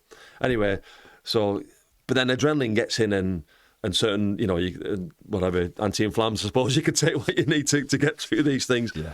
But then comes to the Sheffield Derby, and it's in November. So I'm only at the club again, 3 months, another test, you know, at Bramall Lane, packed, you know, red and white. What an occasion. Just, I've probably seen me reliving it in my mind now. Just, oh, wow. Went out Big and smile. just yeah. You know, like, sometimes you just grew into it, you know, and I thought, this is fantastic. The flares were going out, and it was just, what an atmosphere. Brilliant. And I had a decent game. We went 1-0 up. Eddie Little John scored. And David Hurst scored a good goal for them at the end in 1-1. So again, I got through that another step, you know, and then that took you further into the Premier League season. I knew I was playing because obviously Simon was out injured. Good player, David Hurst. Yeah, he was strong. Injuries, Yeah, wasn't I'm it? sure he got recorded as one of the fastest shots over 100 miles an hour. I think he did an overhead kick once that came in at like that. Yeah, like physical powerhouse and no backlift, and that was exactly how it. So he took a chuck, bang like that. Yeah, Pass me gone, top corner. That's my excuse anyway. I was top, and obviously the son George. Yeah, that's right. Doing all right at Ipswich, isn't he? So at Sheffield United, obviously you got in and established. You're the goalie. There was a relegation in there after a couple of years, but they did well without obviously having tons of money to spend. But FA Cup semi-final, 97-98. But the quarter-final was you come into your own in a penalty shootout, was it, against Coventry City? Yeah. So you're obviously the number one at this stage. Yep. Big moment, that winning a penalty shootout and then getting into a semi-final. Yeah. I can even pull you back to in that first season. So when go on. The first I'm just setting you up. You do all the rest. The first season, so I've moved clubs. Start the Premier League. Yeah. Made my Premier League debut. Played in the Sheffield Derby. Yeah. Made my debut for the Republic of Ireland in February '93. And then we got to the semi-final of the FA Cup in the April of '93 as well. We played Sheffield Wednesday at Wembley. Oh, yeah. So I'd had a taste of that. You've already had it, yeah. And I'd saved a penalty in the quarter-final there against Blackburn. Jason Wilcox, who's now at Man United. United, isn't he? Yeah. Yeah. And we won 5-4 in penalties. Brilliant nights. Under the lights at Bramall Lane.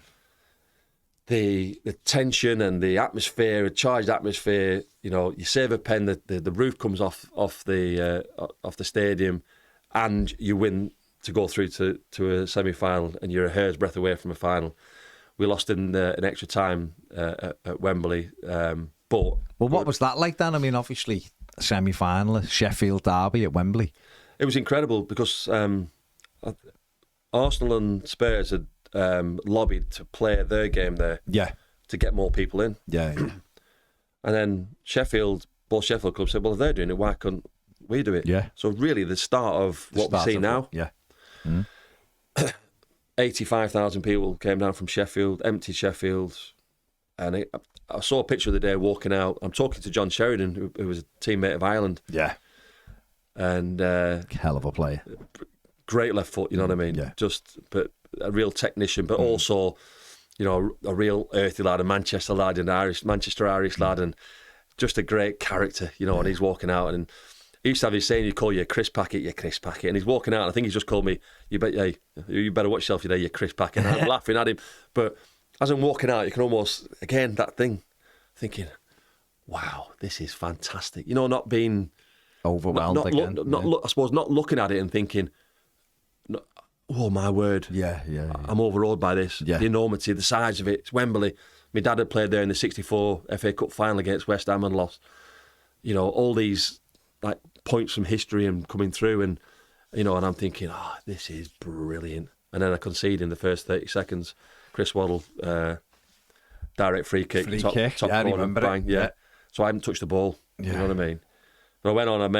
I think I made 14 saves that day or something like that. So, you know what I mean? Again, can't turn the clock back. Can only move forward. But going on to then the next opportunity. And the next one, yeah. Highfield Road in the first leg. Give a penalty away. Dion Dublin's taking the penalty. Steps up so nonchalantly. Opens his foot. Boom. Went the right way. Top corner, left hand. I thought, okay. Marcelo scores for us, but I made like 3 or 4 saves in the game, so I had a good game. Yeah. But I knew getting back to Bramall Lane, that's where, we'd done it with Arsenal previously. Yeah. We'd taken them back and beaten them 1-0. We get it with that time. So every time we got back on that Tuesday replay, replay it's a good as sun under the lights. Yeah. It's almost can't beat the atmosphere, can you? Yeah. A real city, like that gritty, atmosphere. And anyway, so gets in. And this is a funny story, and this is my excuse, and I'm sticking to it, right? In front of the cop, Kelly, who was the groundsman at the time, he won't mind me saying, came out for the warm-up. He went, "Hey, I've done you a favour." He went, "I've relayed the 6-yard box," because it was just sand. Yeah. So we walked out, and this is oasis of green in the 6-yard box. But I'm going, Kel, I went, look at the lip of the grass against the lie of the pitch. Mm. So, if you've got, suddenly you've laid the grass down, now you've got 2 inches of grass. Yeah. And I'm thinking, what happens to the ball? It's that. Mm. Right, yeah. Now, this is my excuse, and I get them seat to it. So, anyway, they get a free kick, 30 yards out, touch it to the side, smash, ball, hits it. So I've gone after it, boom, luck, whatever, fate, hits the lip and goes, bang, diverts it over my dive. I said to you, that's my excuse, and I'm sticking to him. But the only thing you look at, this problem solving, straight away. Anyway, I can't do anything about it. He said, anyway, so I can't do anything about it. The goal's gone in. I've gone, yeah, my fault, I'll take it, no problem. You know what I mean? It's done me. Maybe he should have gone in front, maybe he should have gone deeper, whatever. David Holdsworth scores up in the 93rd minute, scores with an overhead kick. We go into extra time. We go to penalties. Steve Ogrizovic, we're dressed in the same kits. And Gareth Taylor, who's now the manager of Man City ladies team, he steps up. Oggy saves it. Walking out, big mate still on to this day with Gareth. He goes, "Do us a favour, Ned, will you?" And I went, "I'll try my best for you, son. I'll try my best for you." Save the first one. So imagine now, again, that feeling's come back from 93. And we're in front of the cop as well. So, and it's St. Patrick's night as well. So, okay. So, the stars are aligning. Yeah, all these stars are aligning, what have you. So, save the first. Dean Dublin steps up. This is goals from the first game. We had the penalty.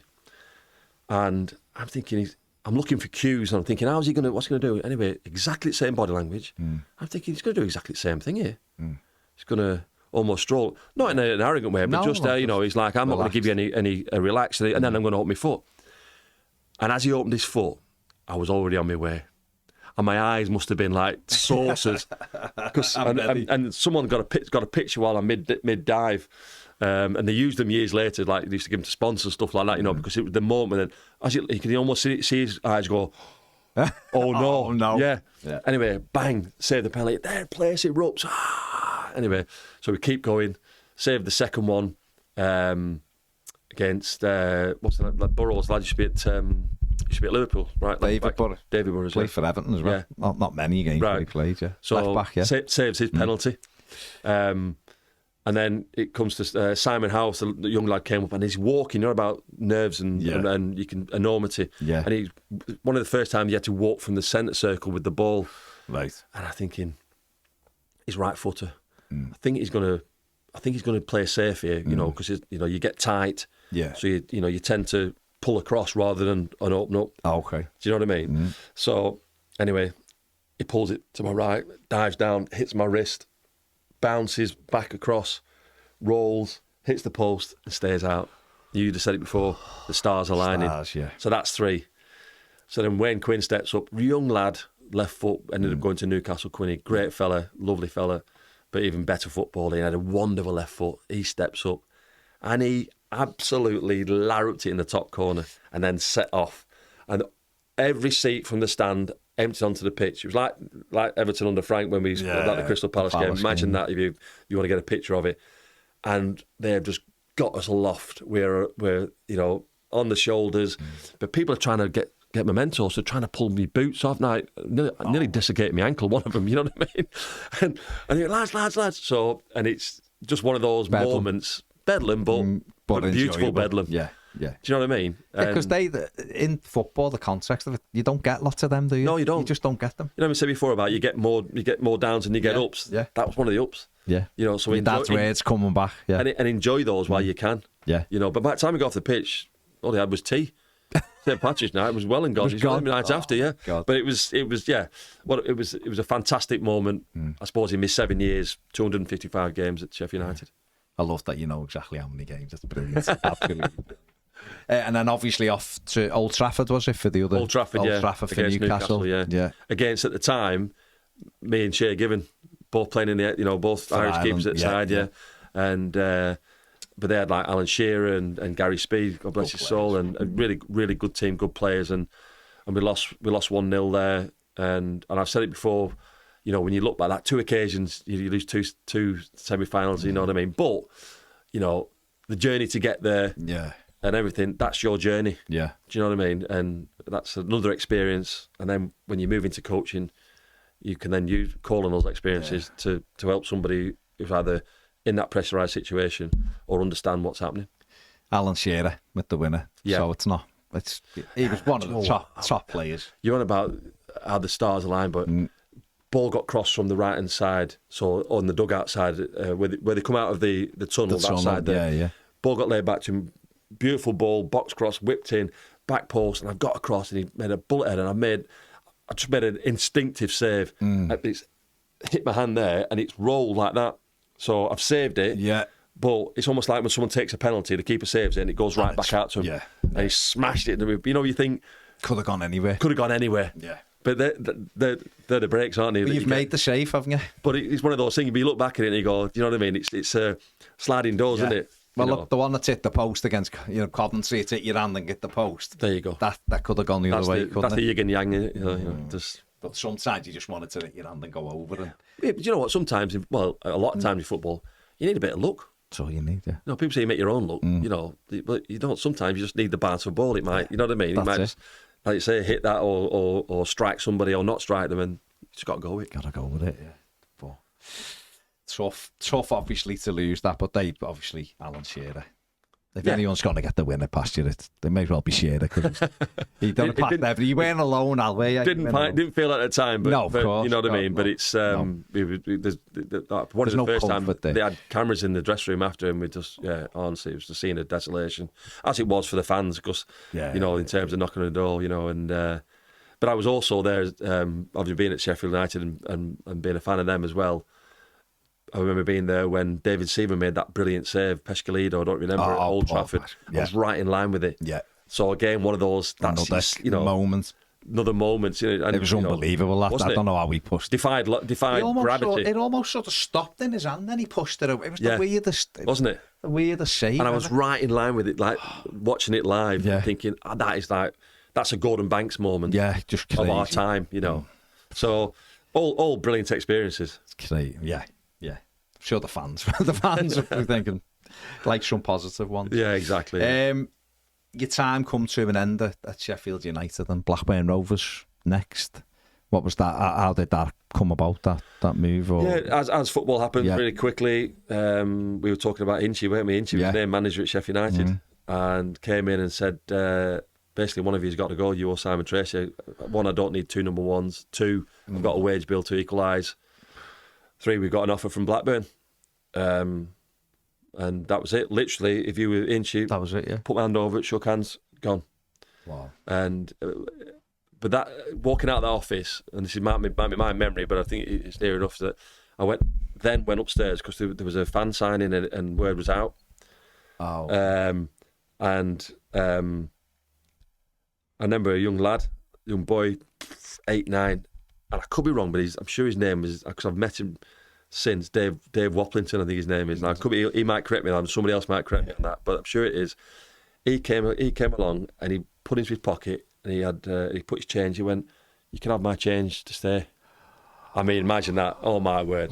Again, it was none of my doing. You know what I mean? It was just one, the state of the club, and 2, Inchy doing what he wanted to do with his team, and again, as I said to you before, someone had made a decision. What was next? Where just off we go next. Yeah. You know, going to a Blackburn side, I had a lot of Irish players who were still playing for Ireland as well as number 1 at the time, and You know, so they had like Jeff Kenner was there, current England manager Lee Carsey was there, Jason McAteer was there, Damien Duff was there.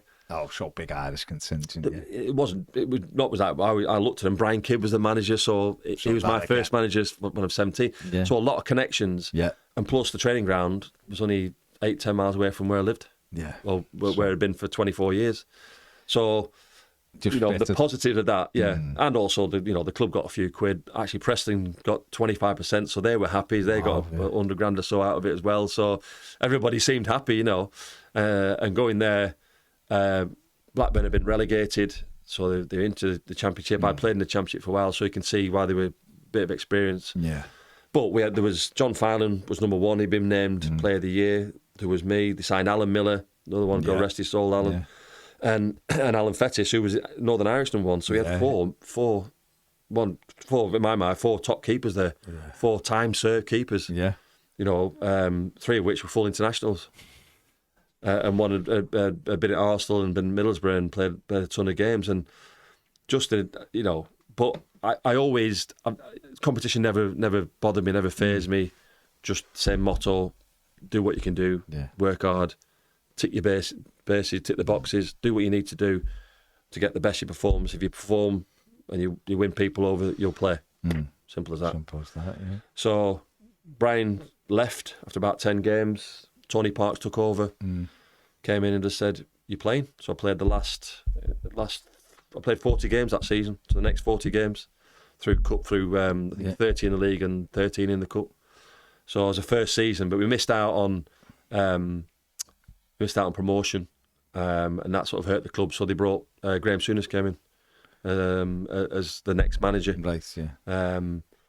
And the following season, I think I played the first 8 to 10 games, and then Graham brought Brad Friedel in. Oh, and that's football. That's football again. Do you know what I mean? But I would say on that, the run of success from that period, from when Graham came in. We got promoted back to the Premier League that season, first season. We won the Worthington Cup in 2002, got into Europe 2003. Yeah. So, do you know what I mean? It was a fantastic time for Blackburn Rovers supporters and for the players that were there as well. And some of the names we had there were, like Mark Hughes. And we had 3 United legends in York, Cole and Hughes all playing at the same time. And I'd played against those in the Premier League in 92, 93.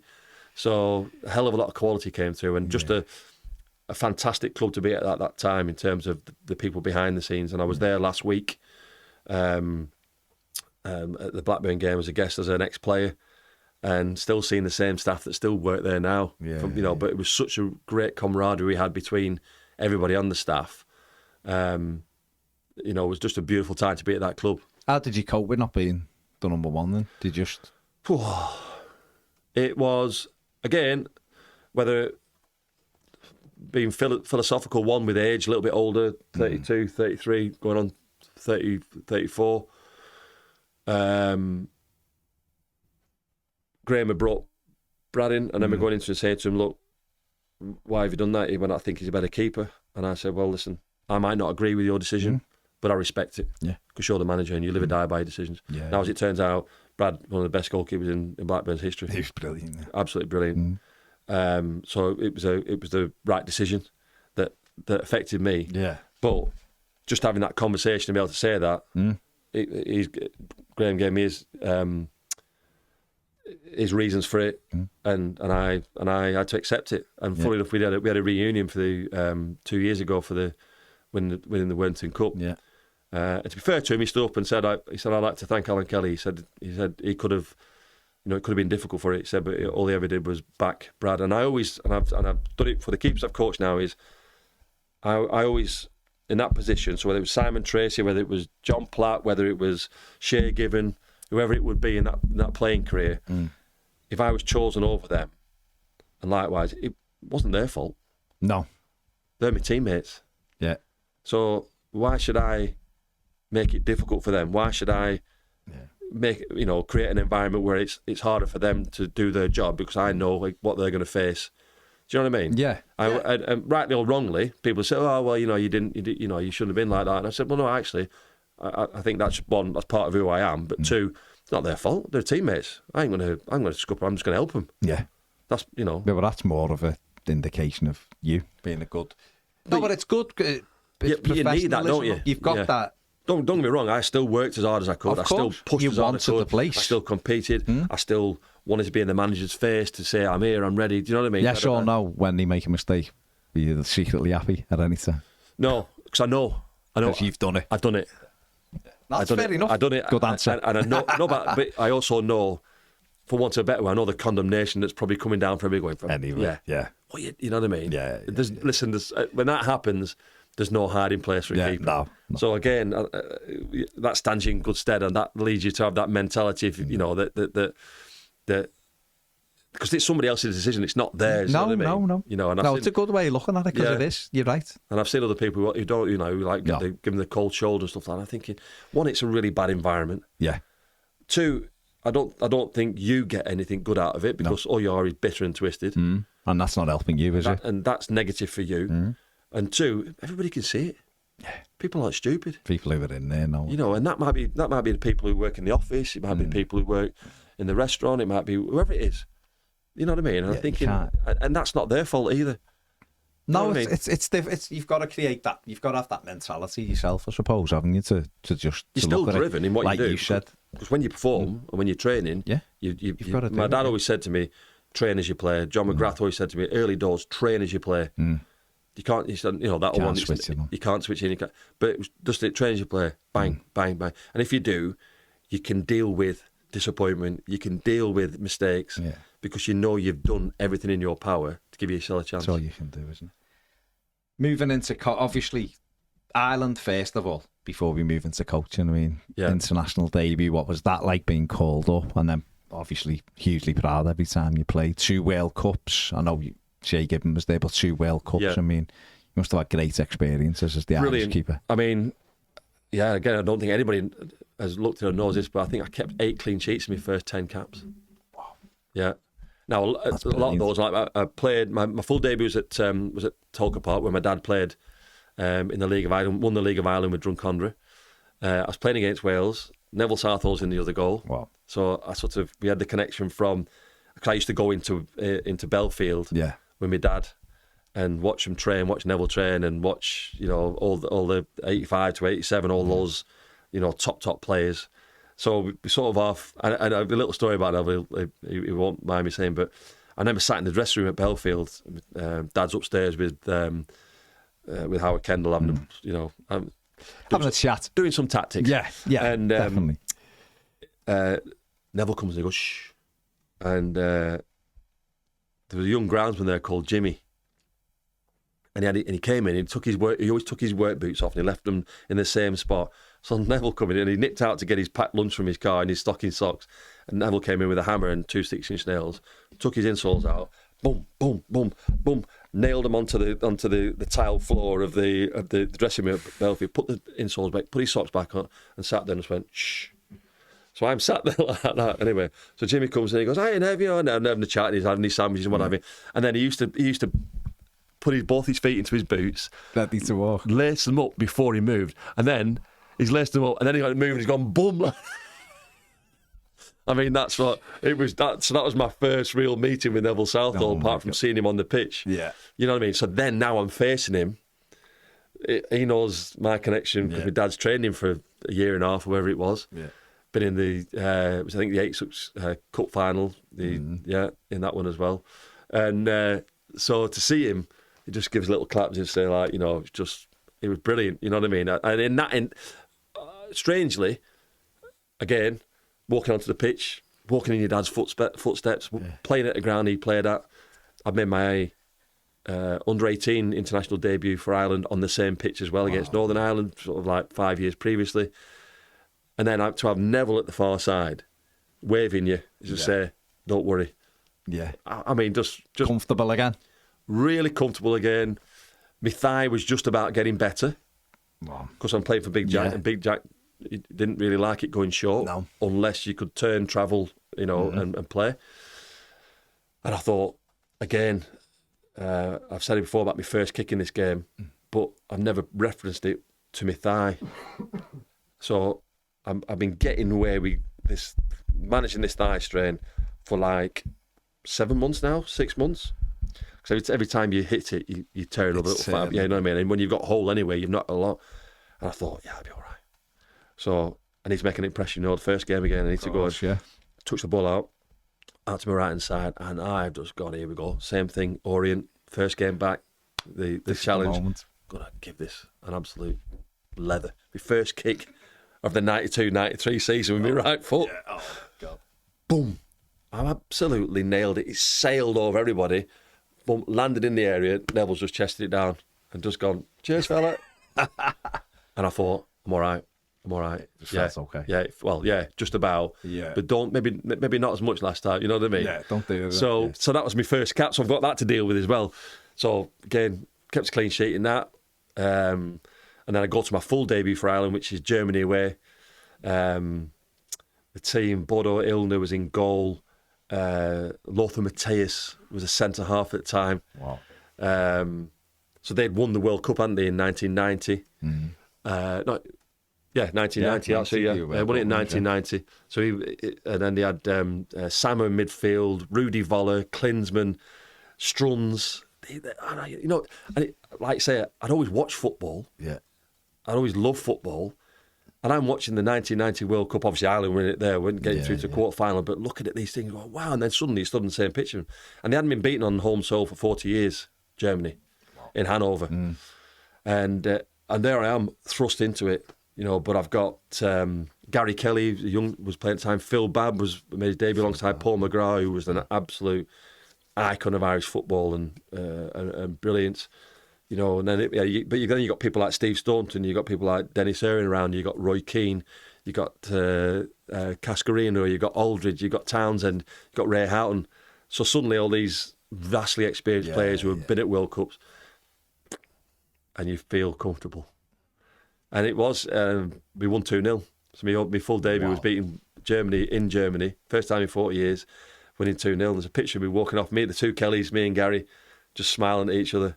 Because that was about his third cap, maybe. Phil Babb was the same, Jason McAteer was the same, and I was sort of like, that was my full debut. Sort of well under the radar. Made 3 or 4 good saves in the game. Walking at the end, and the thing about Hanover, I remember, is to get off the pitch, you had to walk up about 40 steps above the stand. Wow! So it felt like in your metal studs and what have you. Yeah. I remember walking into the dressing room and everybody's clapping, going, well done, great debut, and we beat, and everybody's celebration, because the day after that we're going to the World Cup, been selected for the World Cup, so there's a lot of, it was the last game before the 94 World Cup. Yeah. So, again, a lot riding on it for me. How would you perform? What could happen, if something happened in America? And Big Jack comes in. You either stay in your line or you come off. There was a thing in the second half. There's a through ball, and when Klinsmann was onto it, and Jurgen Klinsmann at the time, that was one of his facets of his game, wasn't it? Running in behind 1v1 and smashing it. And he came through. He got in behind Paul McGrath, which never happened, but it did on this rare occasion. And he heading down on goal for me. He's on my left hand side, coming into the box. And I came and I stopped because I wanted to wait to see his next touch. Right. Yeah. And then his next touch, and this goes back, and again, just come to me like the Orient touch. Yeah. Like Taylor. Yeah. Big touch, and then I was going to be out, put my foot to the gas, and I was throwing everything. It was exactly what I did. So a big touch came, just not as big as Taylor's, no disrespect, but it was Jurgen Klinsmann. But I knew I had to make the ground up like lightning, and I did. Bang! I was out. Anyway, he just sort of toe-poked it against me, shin. Yeah. The old shin again, which was fine. And I made the save. So in my eyes, I'd sort of judge the action, what I need to do. Yeah. No, if I keep coming, he'll lob it over me, or go around me, or whatever. Yeah. So I've gone, boom, made him make a touch. He's taken the touch, then I've gone. So that's the process in my mind. Yeah. But it hit Paul on his shin. So it hit me and hit Paul. And it went boom, boom, boom, and it went back past the post by that much. And I just led there and Paul's going, Jesus, or something like that. Yeah. But Jack picked on that little bit, just on, and there's no point. There was no point getting into it. I went, yeah, no problems. You know what I mean? And that's it. We're off to the World Cup. But in terms of a debut, it couldn't have gone any better, really. What were the experience of the World Cups like? Brilliant. Yeah. you've been chosen as your 22 as it was in America in '94 and 23 that turned into 22 in Japan and Korea. Yeah. I think, as I say, I'd only played twice, but I'd played 2 years in the Premier League. Again, I had that feeling of comfort. Yeah. I had that feeling of it wouldn't be a problem if I had to play. So all I could do was be ready to play. Yeah. But again, the context of that as well is, and all this leading up to that is that you didn't have a goalkeeping coach.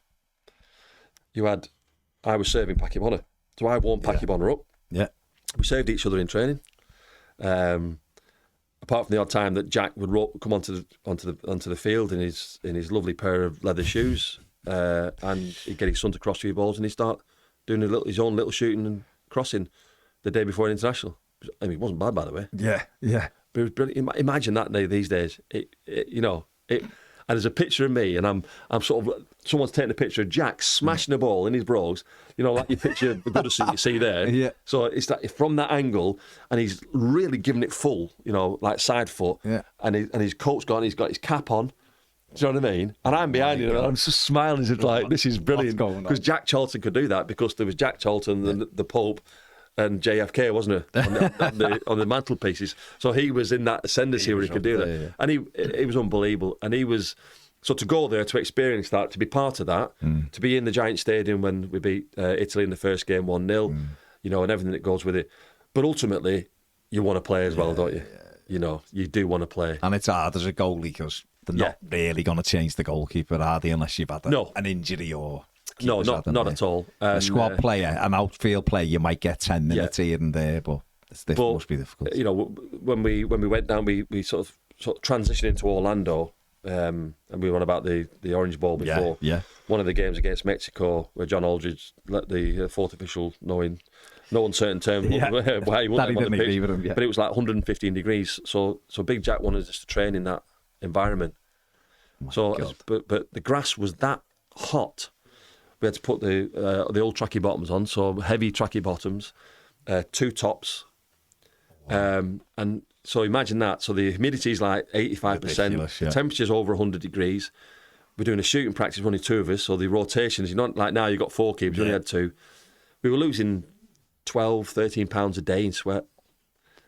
And not necessarily having what you've got now in terms of nutrition, in terms of hydration. Mm-hmm. No ice baths that you get now. Yeah, honestly, it was just, we actually got ourselves into such condition through it. Through attrition, really. Yeah. But yeah, that experience of that Giant Stadium, obviously Aldo, Mexico, and then we lost out to Holland in the round of 16, wasn't it? But my context of putting that is, 2 years previously, I just left Preston. Yeah. And I made my Premier League debut. I played 60 odd games in the Premier League up to then. I made 7 appearances for Ireland, beaten Germany, and now I'm at a World Cup. At a World Cup, yeah. And all that after being run over by the motorbike. Do you know what I mean? When you put it. When you sort of put in a little timeline, you go in that 2-year, 3-year span. That's what's happened. Yeah, you take that, wouldn't you? Just a bit. What the hell? 2002. Roy Keane gets off. I mean, there's a film apparently coming out. I believe I'm in it. You are in it, yeah. So I've read the other day, yeah. They tried to get the best lookalike in. Right, so the only one they could get was Tom Cruise. Yeah, is he doing it? Well, fair play, because he's down to it. It's supposed to be a good goal. If you can believe that. You'd have to put bloody 3 foot on to be your size, Al, I think. Well, I think it's a lad called Niall McNamee, who's a Irish singer-songwriter who's playing it in. People were saying about it. I don't get wound up about all that stuff. I really don't. No. As you could probably imagine. Yeah. And he FaceTimed me, and he said, "Just wanted to tell you I'm playing you in a film now. Listen, all this could be cut. It might not happen, but this is what he's telling you, and I'm telling you." Yeah. And he says, and he's there, and he's got me Irish top on. We played before to get to the World Cup. We had to play Iran in a home and away. Yeah. And the top's got, and you got your jersey, you got the badge, and you had the two teams and the date. And the date. And he's got my jersey on, Iran versus Ireland. And he went, "Oh, you weren't there." I went, "I was there. I was in Tehran when we beat them." I said, because several things went on there. I said, no, I was definitely part of it. I was there, yeah. Oh, we are brilliant, yeah. He went, listen, he said, this is me trail or what have you, he said. And then he got his gloves. He went, we're just going out. We're going out for a kick around now. I went, oh my God. I said, I need to ask you a question. I said, because he's got an Irish accent. I went, are you going to deal with a broad Lancashire accent? You know? Yeah. And he went, I've watched lots of Coronation Street. I went, you're 40 miles away from where we are. Yeah. So it could be very interesting what comes out. You've got to be watching going. No, do you know what? It's one of those, isn't it, that it's going to be made, and I'm just going to laugh at it. You could get hammered. You might be seen in a different light, funny, but you know, I've absolutely no problems with it whatsoever. Not a jot. What? I don't know whether you'll answer this, but I'll ask you that anyway. I mean, the Roy Keane stuff. I mean, how did you take it at the time? Because what his take on it? Again, I've had a chat with Roy Keane, not like this, sadly, but he was just like, the standards weren't good enough, and I wasn't happy, so I went. Do you know what's it like as a player being within that? Do you know what's been interesting now? Obviously, I've got a bit of time on hands. You look through stuff, right? So I've not been in I've got a little room at home and probably not looked in it for 20 years. Probably went in. Do you know what's all in there? Goalkeeping coaching sessions where I'd go in there and say, right, you know, Everton, Preston, what am I doing today? It was my little ideas, little light bulb box, that type of thing. And then when you come out of it and you walk in, it's a mess everywhere. Do you know what I mean? There's whiteboards, there's tactics boards, there's all these ideas and theories and stuff. Anyway, I found a box under the stairs, dusty, pulled it out. One, it had a lot of the World Cup stuff, memorabilia stuff in there. Went, oh my word, that's been there for 35 years and 22 years with Japan. Then the cuttings started coming out, and I don't know where my mum or whoever's kept one of it. Done it, yeah. So, but it was all the news of everything. So I've been able to read through what was going on. Yeah, and when you read through it, I actually come out of it all right. I was the only one he talked to and stuff like that. Yeah. But yeah, I think one, there will always be two sides to the tale. There will, yeah. Two, as fans, there will positions will be taken on the whys and what fors. Yeah. Being in there, do you know what I felt sorry for again? The younger players that were in the squad, so like your Ian Hart, Clinton Morrison was there, Damien Duff, Robbie Keane, Gary Breen, all these younger lads. Stephen Reid was there, and they just wanted to play football. Yeah. Now, whatever went on with two key personalities, and the clash that happened, nothing that I don't think there's anything that we as a squad could have done anything about. Could have done anyway. I think that was always going to happen. Right, yeah. Do you know what I mean? Building, I think there was history there. Yeah. But, and I said to this story at the time, and I still stand by it, is that he was the captain of Ireland. Yeah, do you know what I mean? Yeah. And when I look back on it, when I reflect on it, did it really need to be taken to the point that it got to? Because ultimately it affected the team, quite clearly affected the country because of the headlines at the time, and me reading back and going, my God, yeah.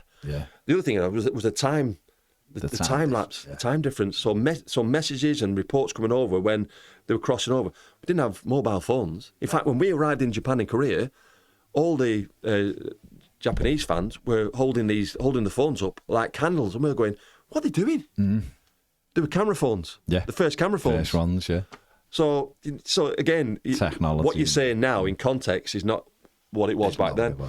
And again, I stand by this as well, is that not enough recognition and credit is given to that 11 that went out after all this had gone on. Furore went off there, and you're talking about governments getting involved. Yeah. Major businessmen getting involved. Like literally, it was like a political event. Yeah. The enormity of it. It was huge. You know what I mean? It was like an election. It was like bloody like which Donald Trump. Which side? Split families. Yeah. It's all he's saying before. Crazy, and but although And there's films made about it. There's a film being made about it. There was a play made about it that ran for about 6-7 years in Ireland called I, Keane. And this, you know what I mean? So everything's come off it. But what was lost about that was the players that went out and got through the group and performed without probably the best player. Who was one of the best players in the world at the time, and one of the best players I've played with.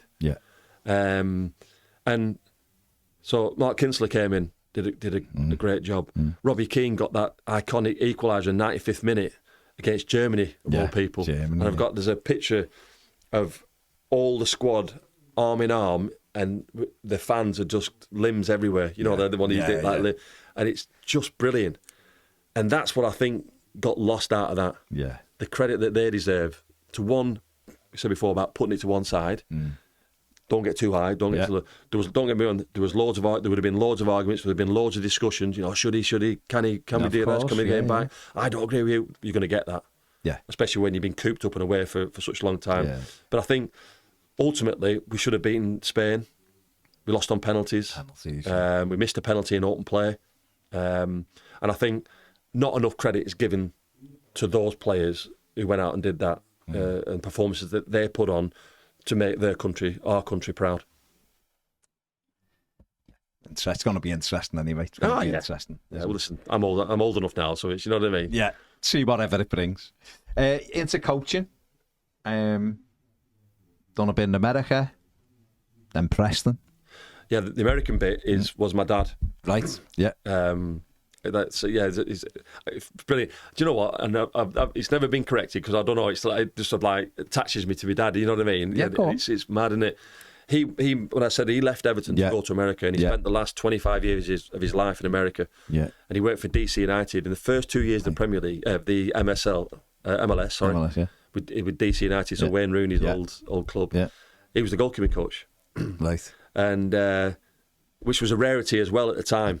You know, and they won both leagues. Yeah, they won the they get it for the Super Bowl So he comes home. I used to come home every Christmas time, what have you, and he'd have this massive rock on walking around as if like he walks around like he always wore black. My dad, I don't know why. In the end, like black shirt, like a nice little jacket or what have you, and stuff like that, and slacks and everything like that. And he looked like Johnny Cash, you know what I mean? And when he had this ring on, if he had a guitar, he'd have been sorted. And we were playing with Ireland once. We were in a US Cup in Washington, and he drove up to see us. And Steve Staunton was the manager, and I said, look, my dad's coming up. He said, get him in. So after the game, we're all in the bar having a drink, and he walked into this bar, and it happened to have saloon doors, the old cowboys. So next minute I heard this, and I knew it was him. And he walked in, and this fella there, and he's got the black shirt, he's got the black jacket, he's got the trousers on, and he walks in, and he's got a ring on on his ring finger of both hands. The big American football rings, like glistening, almost like came in, like a glitter ball. And as he came in, I went, lads, this is Johnny Cash. Jesus, and he comes over and loved it, absolutely loved it. But so he went over, and that was his life. You know what I mean? Goalkeeping right through to the day he died. Yeah. And so wherever he went, he wanted to teach, he wanted to coach. You know what I mean? Yeah. There's another Kelly I need to mention that never gets mentioned. A lad called Mike Kelly. We were talking before about Gordon Banks going in after my dad at Everton. Mike Kelly was the England goalkeeping coach to Peter Shilton, Ray Clements at that time. Okay. Always went under the radar. Worked with Roy Hodgson in '94 in the World Cup. Was assistant manager of Switzerland. He was my first proper goalkeeping coach at Sheffield United. Right. And I always apologise to him because I always forget to mention him. But he was, without a shadow of a doubt, a major part of what formed me as a goalkeeper and as a goalkeeping coach from '93 onwards. He used to come in, we used to wait for him. He'd come in 1 day a week. He used to go to Leeds in the morning and come down to us. Then he'd drive to Southampton, and he was... I don't know what you talk about relationships that you get in. Yeah. So people talk about me and Jordan and stuff like that. Yeah. I had that with Mike Kelly. Right. Simon Tracy had it with Mike Kelly. Yeah. John Lucas would have had it with Mike Kelly. Tim Flowers at Southampton. And he was the best goalkeeping coach I had worked with. And I said, my dad let me find out or let me develop and let me discover how far my ability could take me. Right. But Mike Kelly formed it, simplified it, helped that ability to deal with it, to be open rather to be worried and closed. Yeah. And both me and Trace, every time we see Mike Kelly or talk about Mike Kelly, it's always in glowing terms, and he never gets that mention. You know, some people, and he really deserves it. Yeah. Because he was the one who again, like Shilton at the time when he was winning trophies with Notts Forest, and obviously Ray Clements with the other lot. Yeah. But he was the one who was the England coach behind them, who was doing it, and what a great fella. And for me, Gabe personally, when I was in Ireland and the season finished, he'd say, "Come down to Lillyshaw." He said, I'll train you for nothing. Do you know what I mean? So the generosity of the man as well. Yeah. God bless. He's still with us, but he never really gets that mention, that credit, and he deserves it, because not just for me, but if you speak to those other keepers I've mentioned, and they're title-winning keepers as well, they'll tell you the same thing. What a coach and what a man. So going into coaching then, yourself, like you say, America, then Preston, was it something you thought you'd always want to do, or did you just come towards the end of it? I think as a goalkeeper, you naturally organise things anyway. Again, whether that's set players or whether it's, I think, again, part of that ability, playing-wise, to see the open picture allows you to stop things before they happen. Of course, yeah. So, it could be, I don't know, it could be Ryan Gailey, 5 yards right. Yeah. You are coaching in a way, aren't you? Anyway, yeah. You know what course, I mean? Yeah. So I think I'd always had that natural aptitude to it, or I think I'd always wanted to help as well. Right, yeah. Terry Darricott was at Blackburn Rovers as a coach, and I loved Terry, the way he coached. I loved his manner. I loved how he could be demanding, but he could also, the same way, he could also be. He'd had empathy with the players as well. So, while demanding the best results or best performance or the best of you can give, whatever is your ability, he'd always have that nice little fatherly type, encouragement and gave you a bit of belief. It was a brilliant little mix. Now, I think working with Howard allowed that to happen as well, because Howard was like that, one of the best man managers I've ever worked with or seen.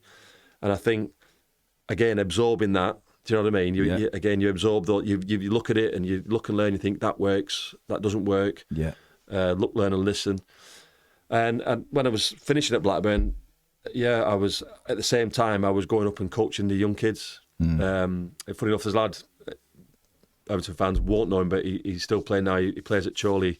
Matt Irwin, his name. He's just played 300 times. He's 300 game for Chorley. And he says, "What's your first memory of coaching?" He went, "Alan Kelly." He said, "I couldn't believe." He said, "I was an 8-year-old at Blackburn Rovers." He said he used to come up for the first team and coach us. And there was another goalkeeper who's gone to play in the league, Frankie Fielding.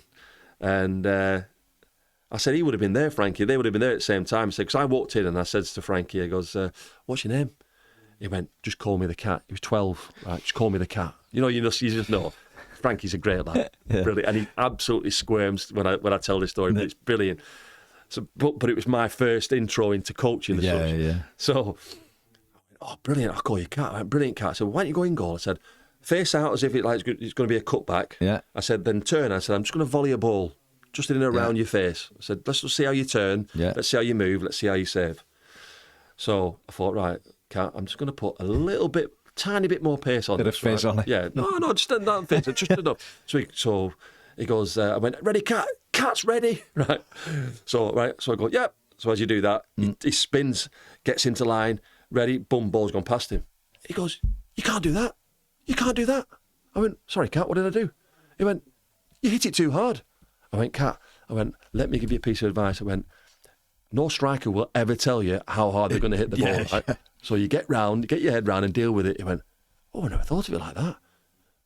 I went, "Brilliant." Anyway, so him and Matt Irwin, these two, but come out of nowhere. Yeah. They were the first experiences that I would have sort of stepped into coaching. And from there, I then hurt my hand. My hand finished me with knuckles, coaching the young lads, trying to show them what to do. And of course, that literal hand of fate Bust all my fingers up and had to finish playing because of it. But probably right time, right place. Yeah. Went into coaching in the academy. Went into the Republic of Ireland first as senior team manager. So straight in, I had Shea Given and Dean Kiley and a young Kieran Westwood coming through as well, 2008. Yeah. So I almost went. I started at the bottom, and quickly went to the top, and then almost met it in the middle, if that makes sense. And that was brilliant. That was absolutely brilliant. Steve Staunton gave me the opportunity, and again, all these people give you opportunities, or to go in and do a job, and then it's up to you to do it. But if you don't get the opportunity, you don't get asked. You don't get the chance. So I went in there. Giovanni Trapattoni and Marco Tardelli came in. Worked with them for 5 years. Just iconic names in the game. Definitely. Yeah. Brilliant times. Qualified for 2012 European Championships at the time with them.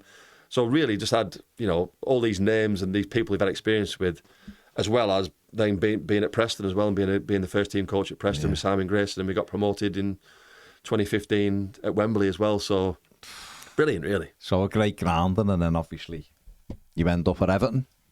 Yeah. And how did that come about? Again, it's a well-told story, but I was in the Guinness Hop House in Dublin. All my family, I said before, my family live in Ireland. Son was only a pup. No, was he about 8 or 9?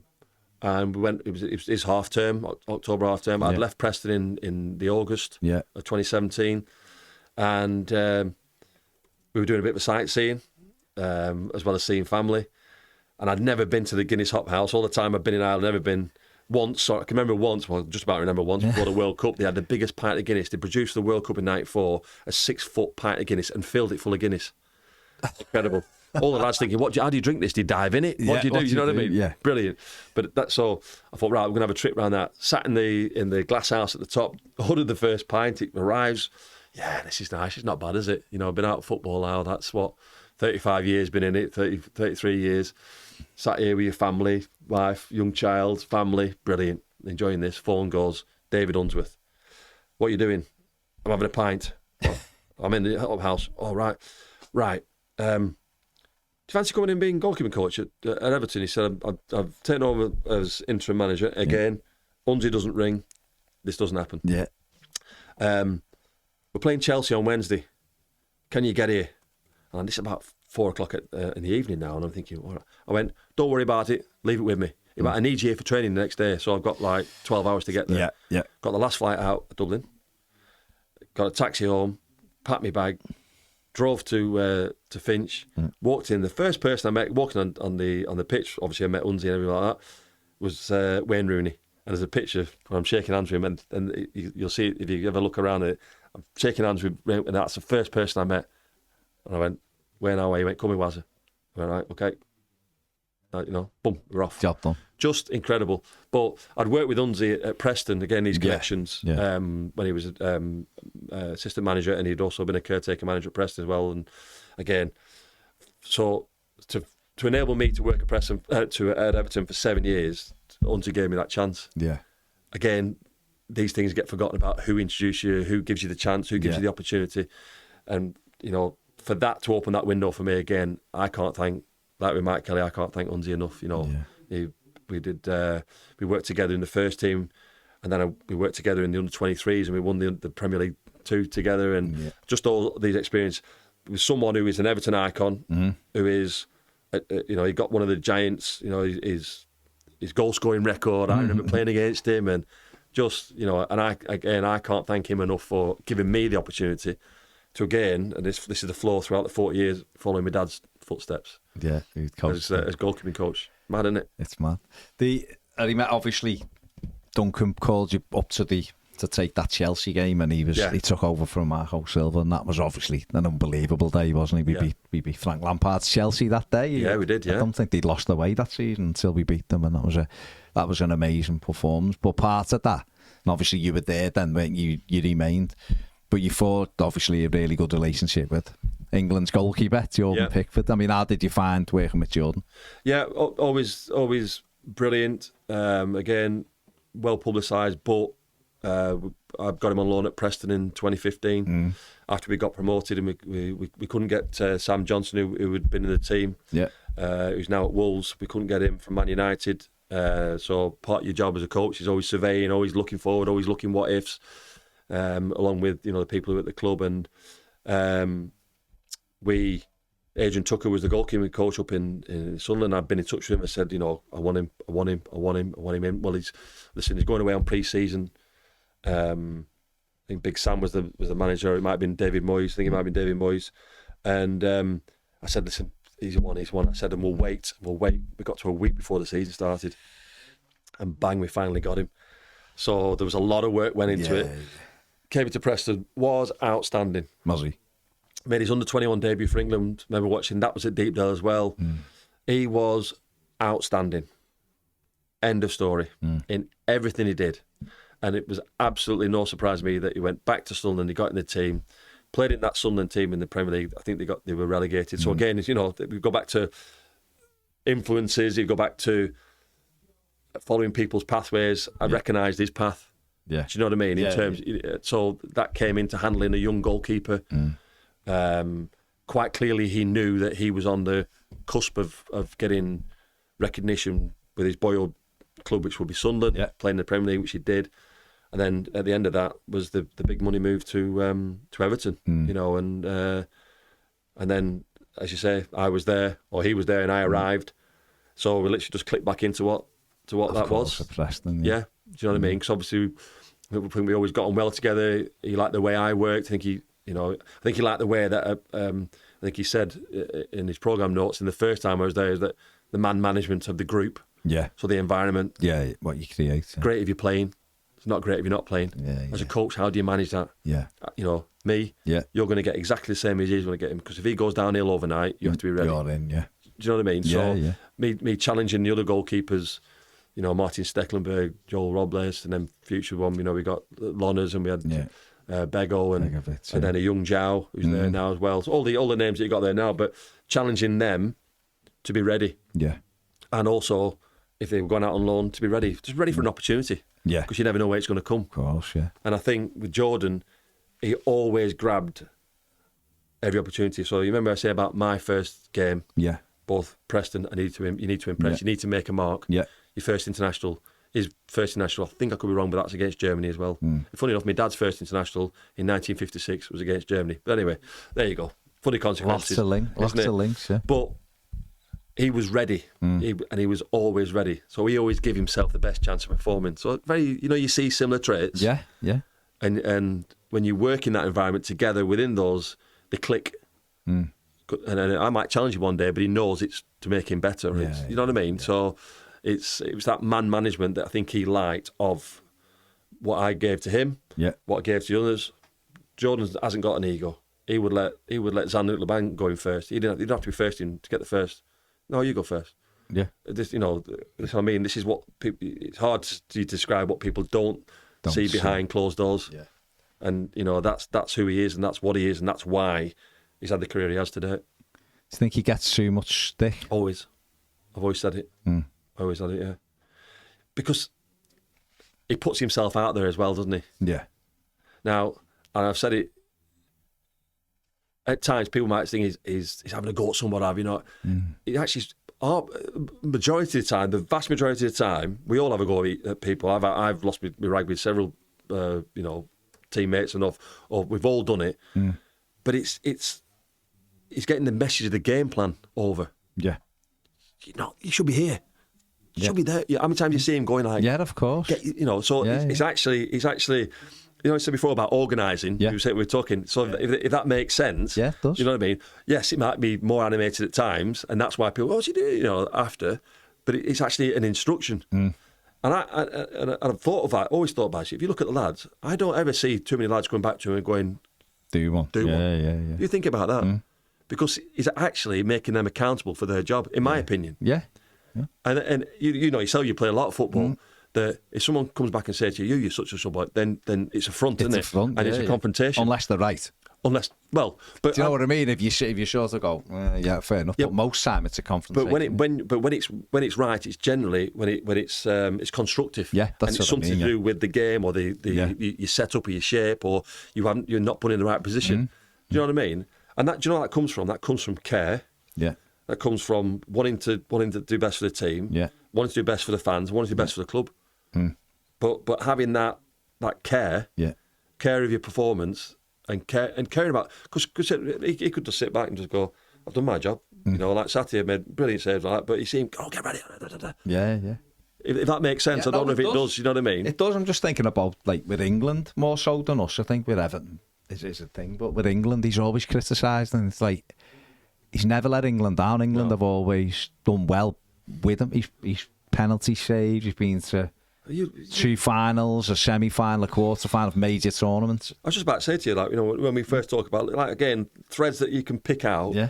You generally get more downs and ups, you know, throughout a long career. Yeah. It's not done too bad. Not at all. But his experience of going through things, when at Everton we worked together, and we've been down the bottom, and we've been fighting. We've had to, you know, big games against wins. Crystal Palace and Bournemouth and all those games.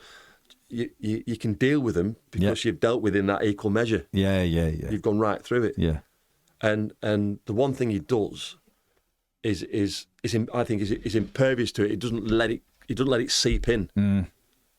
That's an unbelievable. You know what it is? But I'm not saying, but is it that thing you go, I've done that, it's gone. I've done that, move on. Have you had to encourage that with him, or do you think he's got that, or do you think he's just absorbed that because he's worked with you day in, day out for such a long time? Maybe. Because I would always say to my goalkeepers, young or old, if something happens, what do you think? You tell me. Yeah. Okay. Now, as I'm doing it, I might be recreating it in training. I might be suddenly the environment becomes familiar to what not me saying, you should have done this, you should have done that, I want you to do this, I want you to do that.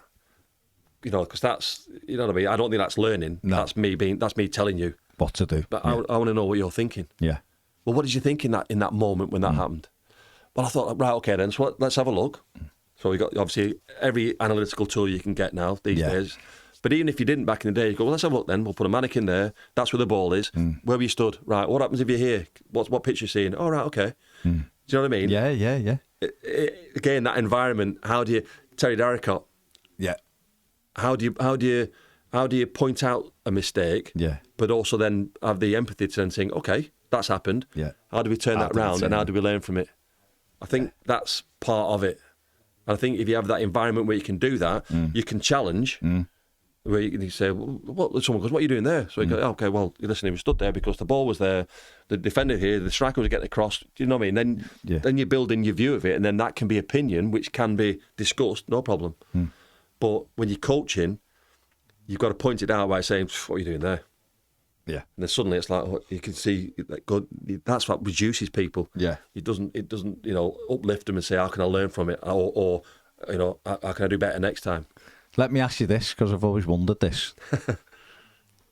Corners. Is he instructed not to come off his line, as far as you're aware, or while you were there?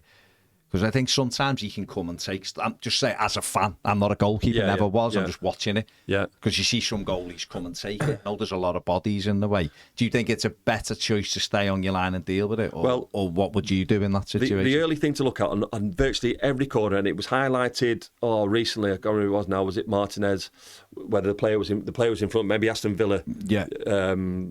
Someone got in his eye line and they gave the goal. Right. Oh, but yeah. I tell you, and I hope you don't mind me saying it, but Antonio at West Ham does it brilliantly. Yeah. He stands in front of the keeper, but he puts his hands on his knees like he's tired. He's knackered, yeah. But what he's doing, he's leaning into back. So my first movement hits a force. Okay. I am out of the game. Right. I am out of the game. You're gone. Okay. Because if you think about it from a goalkeeper, the ball's coming in, so he's not necessarily a zonal player, so he's got a yard in front, a yard behind, you know, that little circle. Yeah. If he's got to move and go, and someone just happens to do that, off balance, I'm done. Yeah. I'm done. And that's the biggest single thing, and it's been talked about a lot now about pulling the shirts. Yeah. The obstruction of goalkeepers. Now people going, he's a goalkeeper, you know, but they're overprotected. But if I'm a coach, Yeah. when I was doing bits of set players, I always have someone in the keeper because I know if they have that initial little bounce, what's it called? Ben White does it for Arsenal. Yeah. Look at Arsenal, what they do. Yeah. So all these teams now that have got set player coaches, they always, it's almost like American football. Interference. Yeah, that kind of thing. Do you know what I mean? Yeah. But for a keeper, that one little shove or that little tiny barge or that little thing that gets you off, you are finished. Right. You are finished. Unless it comes right on top of your head. Yeah, okay. If that makes sense. Yeah, no, I'm just wondering. And the thing about it is that that's happening as the ball's just leaving the taker's foot. Yeah. So everybody's looking there, and by the time you've seen it, it's travelled 50 yards. Yeah. A lot has gone on. That's pace, yeah. So I hope that makes sense. No, it is. That's what I'm saying. So are you saying the instruction roughly would be to stay on your line? And again, I don't mind telling you the story about John at Preston. MK Dons, 15 crosses. Carl Robinson's the manager. Isolated Jordan. 15 crosses on the head. He caught 13 and he punched 2. One of the best examples of a young goalkeeper, any goalkeeper, dealing with a cross ball I have seen yet. Right. Yeah. So, but then, what do opposition do then? Look, he's good at crosses. So even like someone like a Nick Pope, you watch Nick Pope now, how many times he's getting hit before you get a chance to get the ball? To come to it, yeah. It's just a part of how that's changed because now a set play, Everton in the last 2 years have had one of the best records, 3 years of scoring. Yeah. How are we doing? Yeah. Moving people about, knocking goalies, You're about blocks, interference. Yeah. It's like a choreography, isn't it? Yeah. Do you know what I mean? Yeah. But if it hits a keeper, because I've only got eyes on the ball, I can't be looking around at. If that makes sense. Yeah, no, it does. It's only because people talk about it. And to speak to you about it is an understanding. It's brilliant. But when you're looking at it from a ball that's come from 35 yards away, by the time that's travelled, I'll tell you, like an in-swing corner for a keeper, I hate him. Yeah. It's one of the most difficult ones. It's coming down with pace. Yeah. When you take an outswinger, if I was playing, I'd be going, oh, thank God for that. Yeah. Yeah. Because I'm really only dealing second phase. Second phase, yeah. First phase, I've got a decision to make. As a goalie, zonal or man-to-man off a corner? Oof. Well, I go back to Carlo and Davide Ancelotti. Yeah. And I think they nailed that down. And how they nailed down, we were zonal with 5. Yeah. And then we had 3 blockers. Right. But the coaching that they put into those 3 blockers, like, for instance, I think it was the other day, Saliba was being marked by, I don't know, who was it playing the other day? I think it Chelsea, was Matomo, or was it, did it? City, Brighton one, yeah. And Saliba was 6'4", and let's say it's Matoma, who's 5'7". But it's a mismatch. Yeah. And you look at it, and I just think the instruction, and maybe that was the Italian defensive influence, right? Yeah. You can't let these players get past you. That's just the end of it. Yeah. They interference. Yeah. They cannot get a free. So how many times you see someone get towards the near post now, right ball comes in, bang, it's a goal in it. Yeah. No. If you interfere with the run, then they miss the time of the ball. Yeah.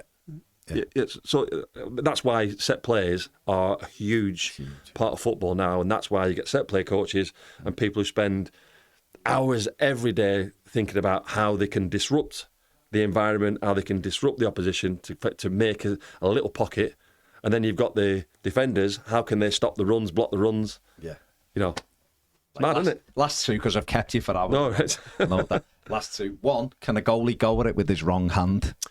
Isn't it just about keeping it out the net? Well, famous old saying from my father, he went, just make a habit of getting away with the ball. Yeah. And again, you can be 6'4", you can be 5'8", you can be whatever, but how effective are you as a goalkeeper? Yeah. In that particular, so if a cross comes in, if you come and take it, or if you come and punch it, you're effective. Yeah. If it's a bending top to the top right hand corner, and your preferred tactic is a top hand little tip over, you're effective. Yeah. So how well do you do the job? Yeah. Because we're not all the same. No. We're not all the same height. We're not all the same build. We have different ways. Pat Jennings, again for the older generation, was known as making brilliant 112 caps. I think for Northern Ireland, World Cups, everything, Spurs, everything. foot saves. Yeah. Probably one of the first exponents of foot saves, which is now very popular. Yeah. So, but very, very effective. So how effective? Actually, how do I do my job? Yeah. To quote Roy Keane, do your job. Do your job. You say better than me.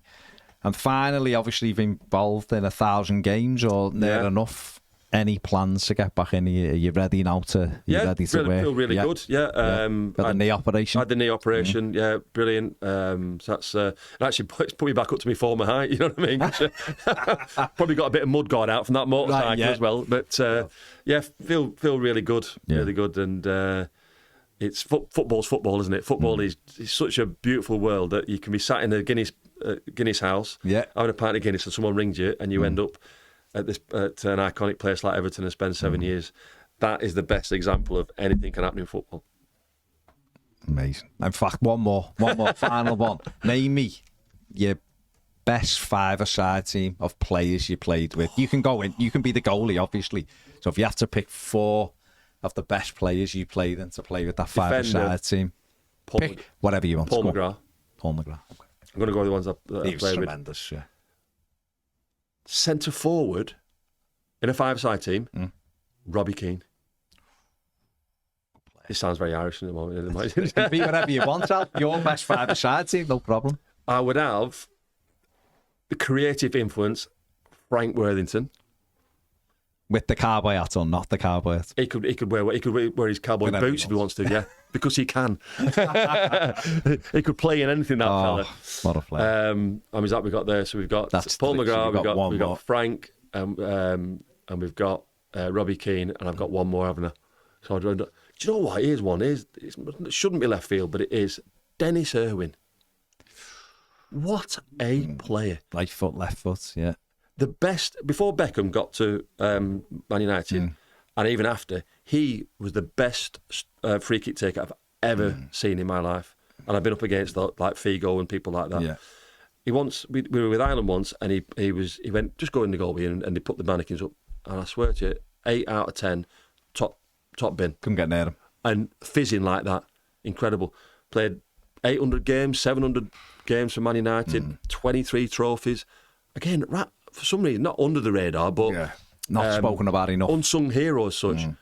But do you know what? As a player, if you wanted to keep possession and then you wanted someone to deliver a ball or a free kick, so I've got Paul, who's the rock. I've got Dennis, is that in between, like a little bit of like overlapping, but set play.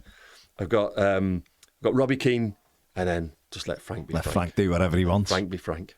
You've gone defo a goalie, you've gone with 2 defenders. As good as Dennis Irwin, 2 defenders in a five-a-side team, but that's fine.